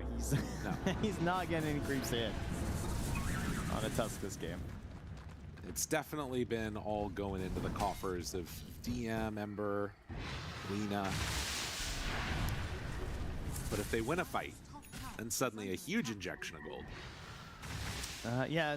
Do we have a Shiva's Guard being worked on? No, WS is going for the BKB first. I mean, Shiva's Guard has just been so clutch with high ground. Uh-oh, jump in. Chira Jr. gets the BKB off and able to separate himself out. So that's BKB used by Nightfall. Malady goes forward for more. Now the Doom used, chasing down, no Wyvern ulti. So they have already taken down the Willow. Can they fall more? Nightfall trying to get out of there. Laguna Blade, TM still on the chase. They've also caught the Centaur. Okay. Yandex waited so long, and it ended up working for them. Malady, he might burn out here. Yeah, he's going to end up dying to that one. Dude, the camp was about to respawn. He didn't have Snowball anyway. Okay. All right, big win. That's a 4,300 gold swing. That's big. 10K experience as well. Buyback from the Willow also used. 5,100 XP for Doom. Yeah, that's nuts. That's a lot of experience. He's level 20. Yeah. He's got plus 66 damage. He's a beast. He's got the number of the beast. So I think this has been like one of the sort of things that we've noticed throughout the day today, right? Like teams kind of waiting for their moment to take that one big shot, and then when they finally hit it and they win a fight, it doesn't necessarily like completely change the dynamics. Definitely Aurora is still winning, but you can see a pathway to how Yandex could win this game. I would be so bold to say they've now taken 2 full steps. Okay. That was 1 step plus like 90% of the other step that they didn't have quite yet. Yeah. No, this is good. Very much pulling it back into something resembling a chance. Aghanim Scepter done for Mirana. I mean, they can't resist this item. No Mirana player can say no to it. So they're going to go for the safety of the Aegis here on Aurora. Nightfall runs in. Roshan has roared this only 35 seconds. I mean, if this is not a bait to come fight us, I don't know what is. They're running. They want to take this fight. Again, this is Ags on the Mirana, and they are going to... This is such a strange time to Rosh. Smoking back out. They want to get it on their side. Like, it screams they want to fight them. Thinking about it. Nightfall. He spots him, Saksa. But they don't have that gem. It's still on Chira Jr. Oh, man. So they're running into Moonlight Shadow gemless. Yeah. Yeah. Are they really trying to take this? Malady down low, but now the stun. Trying to back away from this one. The snowball, I don't think he's getting out of that. Do you really need a Sunstrike there? Apparently. He really wanted that kill. He just get it either way. Roche is heading down. Very interesting stuff here. Can someone get chucked by Roche so you can speed up? That would be nice. I like when that happens. Ember. He needs the Aghanims so desperately. It completely changes this hero. It opens up so many more opportunities for the Doom, for the Lina. And that's what it takes being down, 10K gold, is that he's just a little ways away when like this pivotal fight is happening and Nightfall walks right in. They find immediately onto the Lina, toss back Watson. BKB now trying to run out of there. Doom getting lifted up by the tornado. He pops BKB as well. Turning their sights on the Nightfall. It's going to be a retreat for DM. Still holding Who's going to get stunned? The Winter's Curse, the turnaround, it's there. The follow-up kill. Now it's a 1-for-1, but Doom being gone for 75 seconds, they do get the Aghanim Scepter on the Ember. He's got it delivered. Jump forward. Great dodge of the stomp, but then ends up just dying for nothing. Yeah, they don't have the capability to fight this. Like, they need the Doom right now. They can't just jump in with Ember and try and lay into them with the Lina or something. And they know that too. I mean, he could try and be crazy and go for a steal with the Remnants, but... Now, Sox is arrowing the waves now at this point, so... Looking very much like they're... Wait a minute. Hold on a second now. He has an open slot. Tries to go in for a moment. Did he get anything? No. The banner was down, but... Saksa gonna be found. Tries to leap away for Staff, but in the end, it's not gonna happen.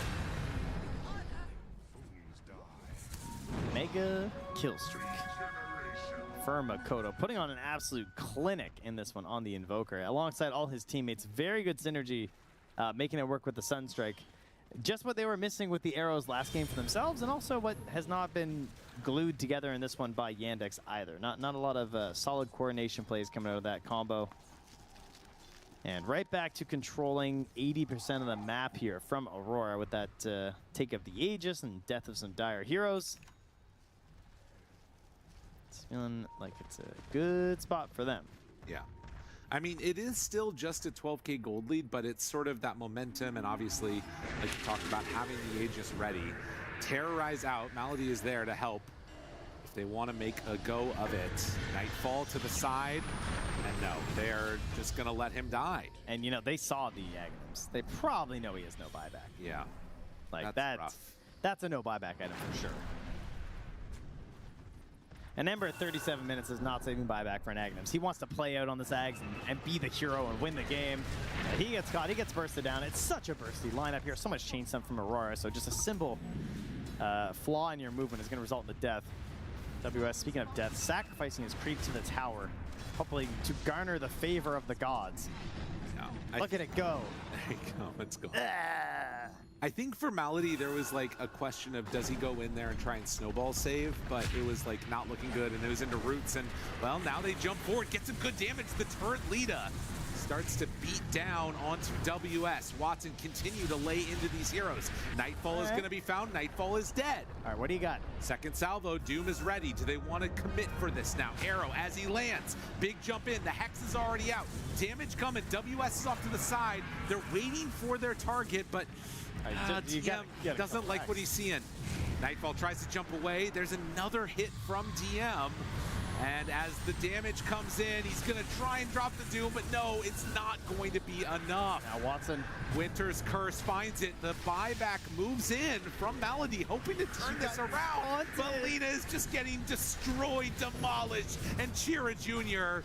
forced to Remnant away. He jumped back in and reset the curse, catching himself as well. A full freaking wipe there. 2 down, no buyback. And at this point, at least, Yandex very much looking to be losing this game unless they can come up with something here at the very end of it. But another set of racks. Aurora, they have led this entire game out of the laning stage and just trying to put the finishing touches on it here. Arrow from Soxa, but the save is there immediately from the Wyvern. One last set to go here, and it's a big center leading the way. There he goes, Snowball waiting as the Avalanche is gonna expend, and Soxa is dead. He doesn't have buyback either. They jump in, continue to look for more. Chira Jr., the only one left alive, as Aurora is gonna clean up Mega Creeps. GG is called. Aurora, they're not gonna go quietly. They're pushing it to a game 3. They do indeed wish to see the Northern Lights, which obviously will be coming out very soon here in Shanghai, I'm sure. Impressive performance. 37-9. I mean, again, it's one of these games where like the laning stage just starts to like look a little bit sketchy, and then they're able to just keep that snowball going. And what were your thoughts from that one? Sunstrike. Yes. Sunstrike. All over the place. It's the dream. Like this does. He made it look really easy, but so many invokers do not connect on so many Sunstrikes early. That's what catapults it into a good invoker game. It was awesome to watch. Well done. All right, let's head on back to the panel. Let's break down that action.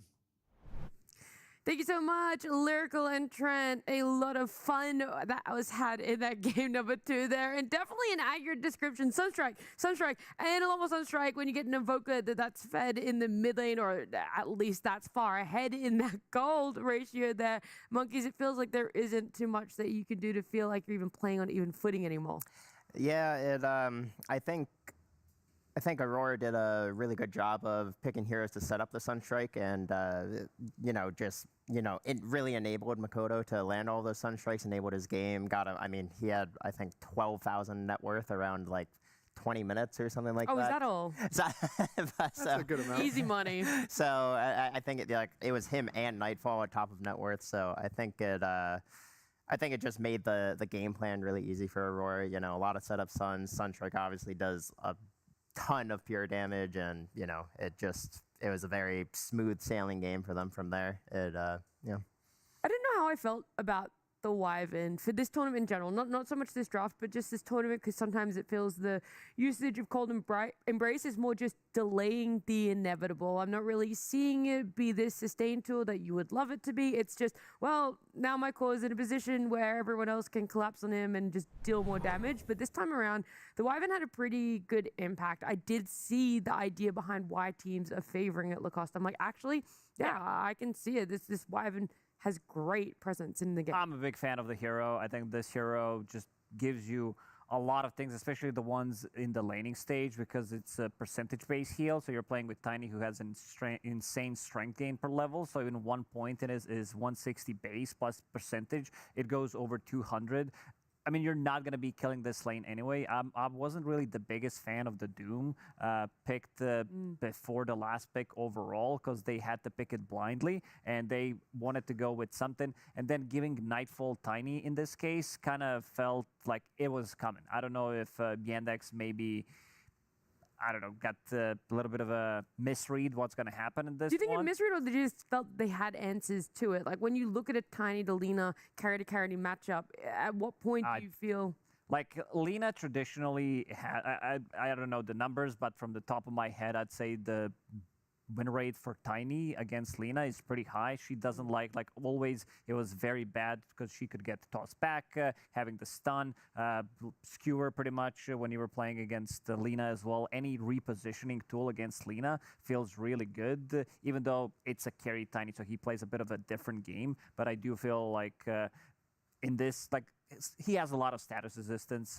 Playing against Doom, it's always going to benefit. They have ways of resetting the fight. They have Centaur on their side with the Stampede. So a lot of ways to bail him out of the trouble.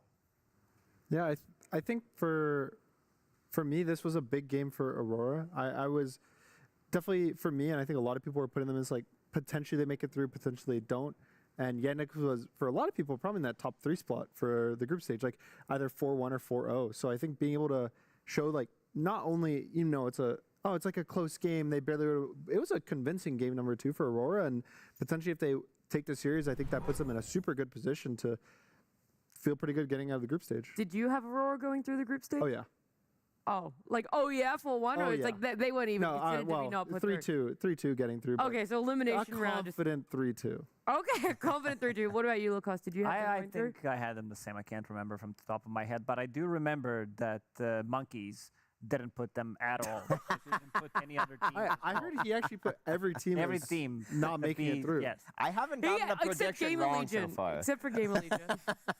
He put Gamer Legion 4-0. So yeah, maybe that's a wrong prediction.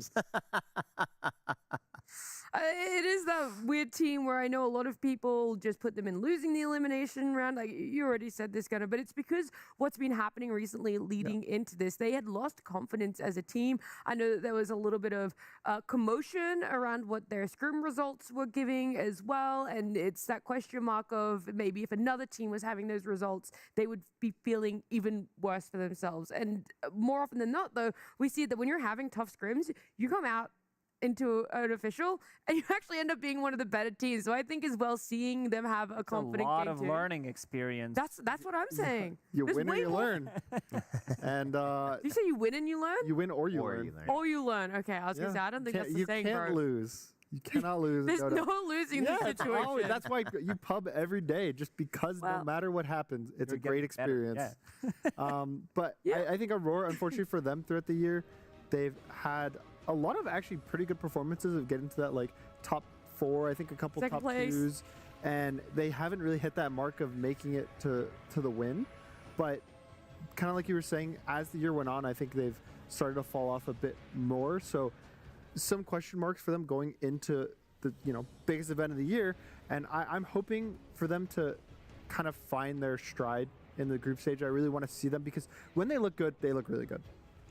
A fun little fact as well while we're talking about the Aurora Yandex. I don't know if you guys know, every year Tsunami does a blog on the teams that are participating at TI.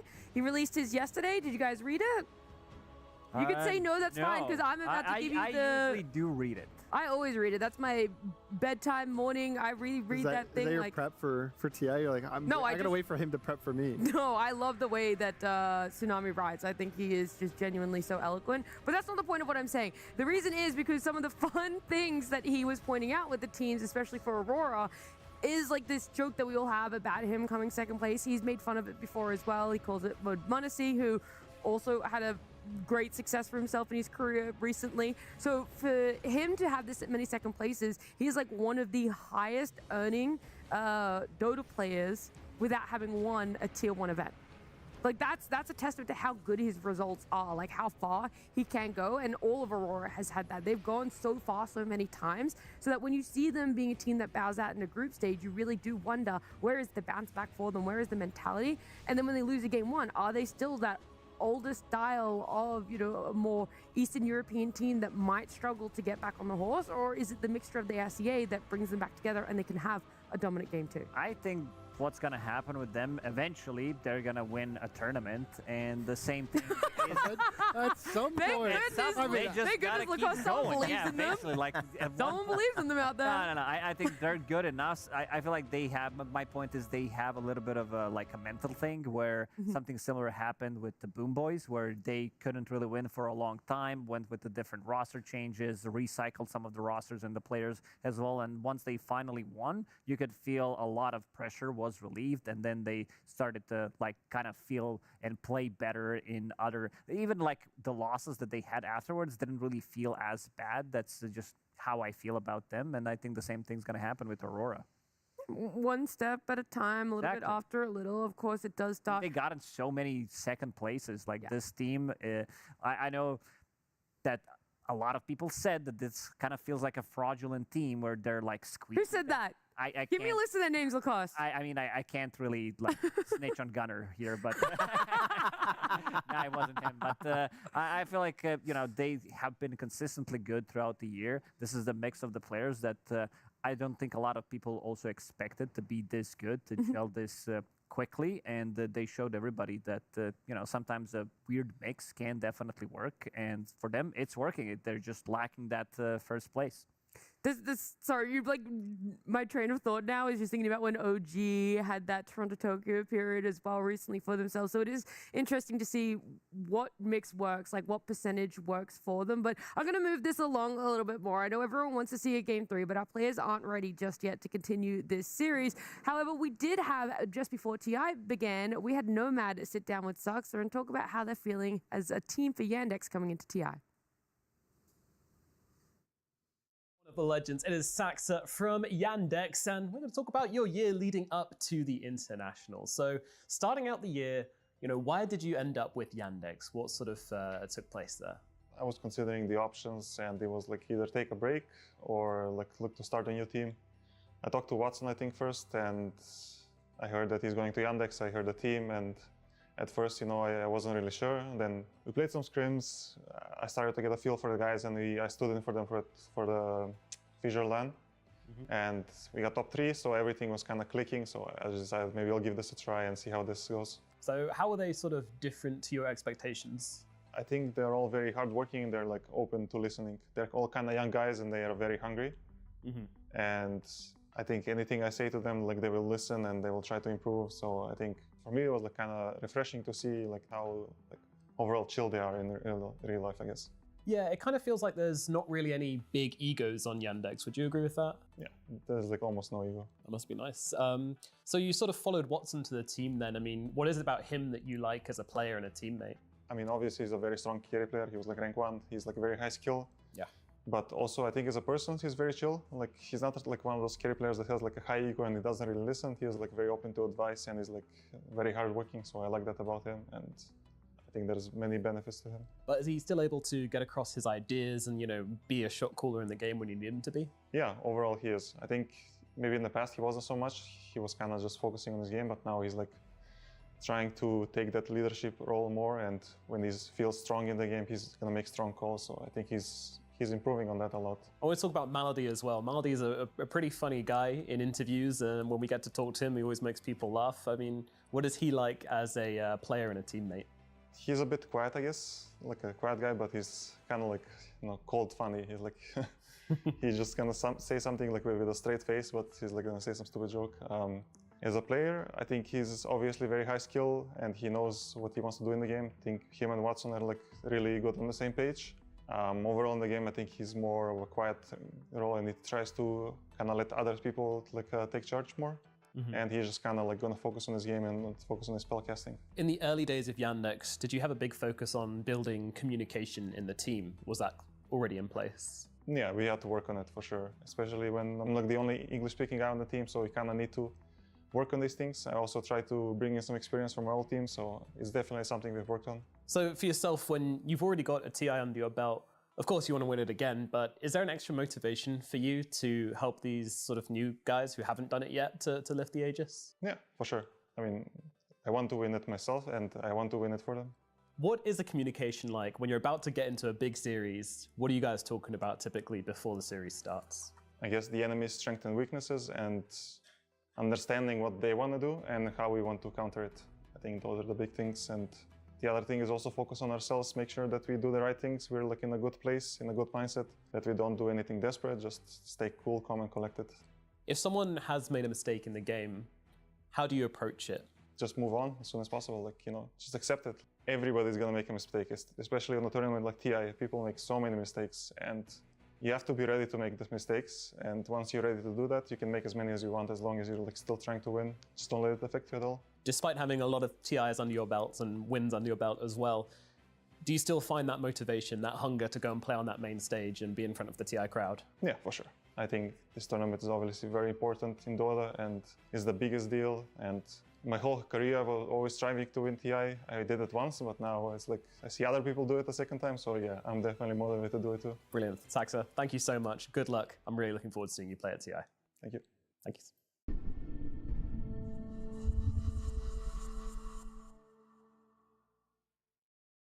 Well, the dream is still very alive for Saxa to be able to have that victory again, although they're not looking in the best position right now for our modified Swiss bracket in the group stage. And even in this series, right, they lose game number 2 there after what was a pretty great game number 1 for themselves, and the question marks come back around. How is game 3 going to unfold? He alluded to the fact that their communications and their conversations before coming into a series is all about the strengths and weaknesses of their opponents. And I might not know them, but luckily I have 3 fantastic brains that are going to tell me those strengths and weaknesses of Aurora here. And if we feel that Yandex can exploit them in a game 3. I think the biggest one for me is Makoto. Has done a lot of work ever since he joined the team, specifically on Spirit Heroes, but the last game we saw is Invoker. Earlier today, it was Ember Spirit. He was popping off and kind of keeping them in the games earlier today and trying his best to win them. And I think for teams versus when you're playing against Aurora, I think maybe counterpicking him or having good stuns to not let him have these, like, just run around the map, do whatever he wants to. I think heroes like maybe like a Lion or Dark Willow, just something to just control him, I think is the best. And we've seen Saxa Lion a lot. I think that's some hero, like, just before the draft even starts, I'd be looking towards. Yeah, I kind of agree. I also would like to point out WS as a player. I think he has been probably the most improved player of the season. When, like, before he played for some other lesser known teams, and when they picked him up, like, he just got into the groove almost like immediately. And with each game, with each tournament, this guy's just playing better and better, has insanely high hero pool. Like, he's very versatile, and also certain heroes that he does play well, like if it's a Timber Sub meta, he's gonna squeeze it in. If it's a good game for Lycan, you know that he's gonna be playing it. So definitely a player that also enables his other cores because he takes over the map so quickly with the certain heroes. Yeah, and also with WS, I feel like he kind of fits into that offlane role of just offlane players that don't die very much. Yeah. Like, he's very good at playing the map, honestly getting kind of aggressive, but also like knowing when to reel it in and when to back. And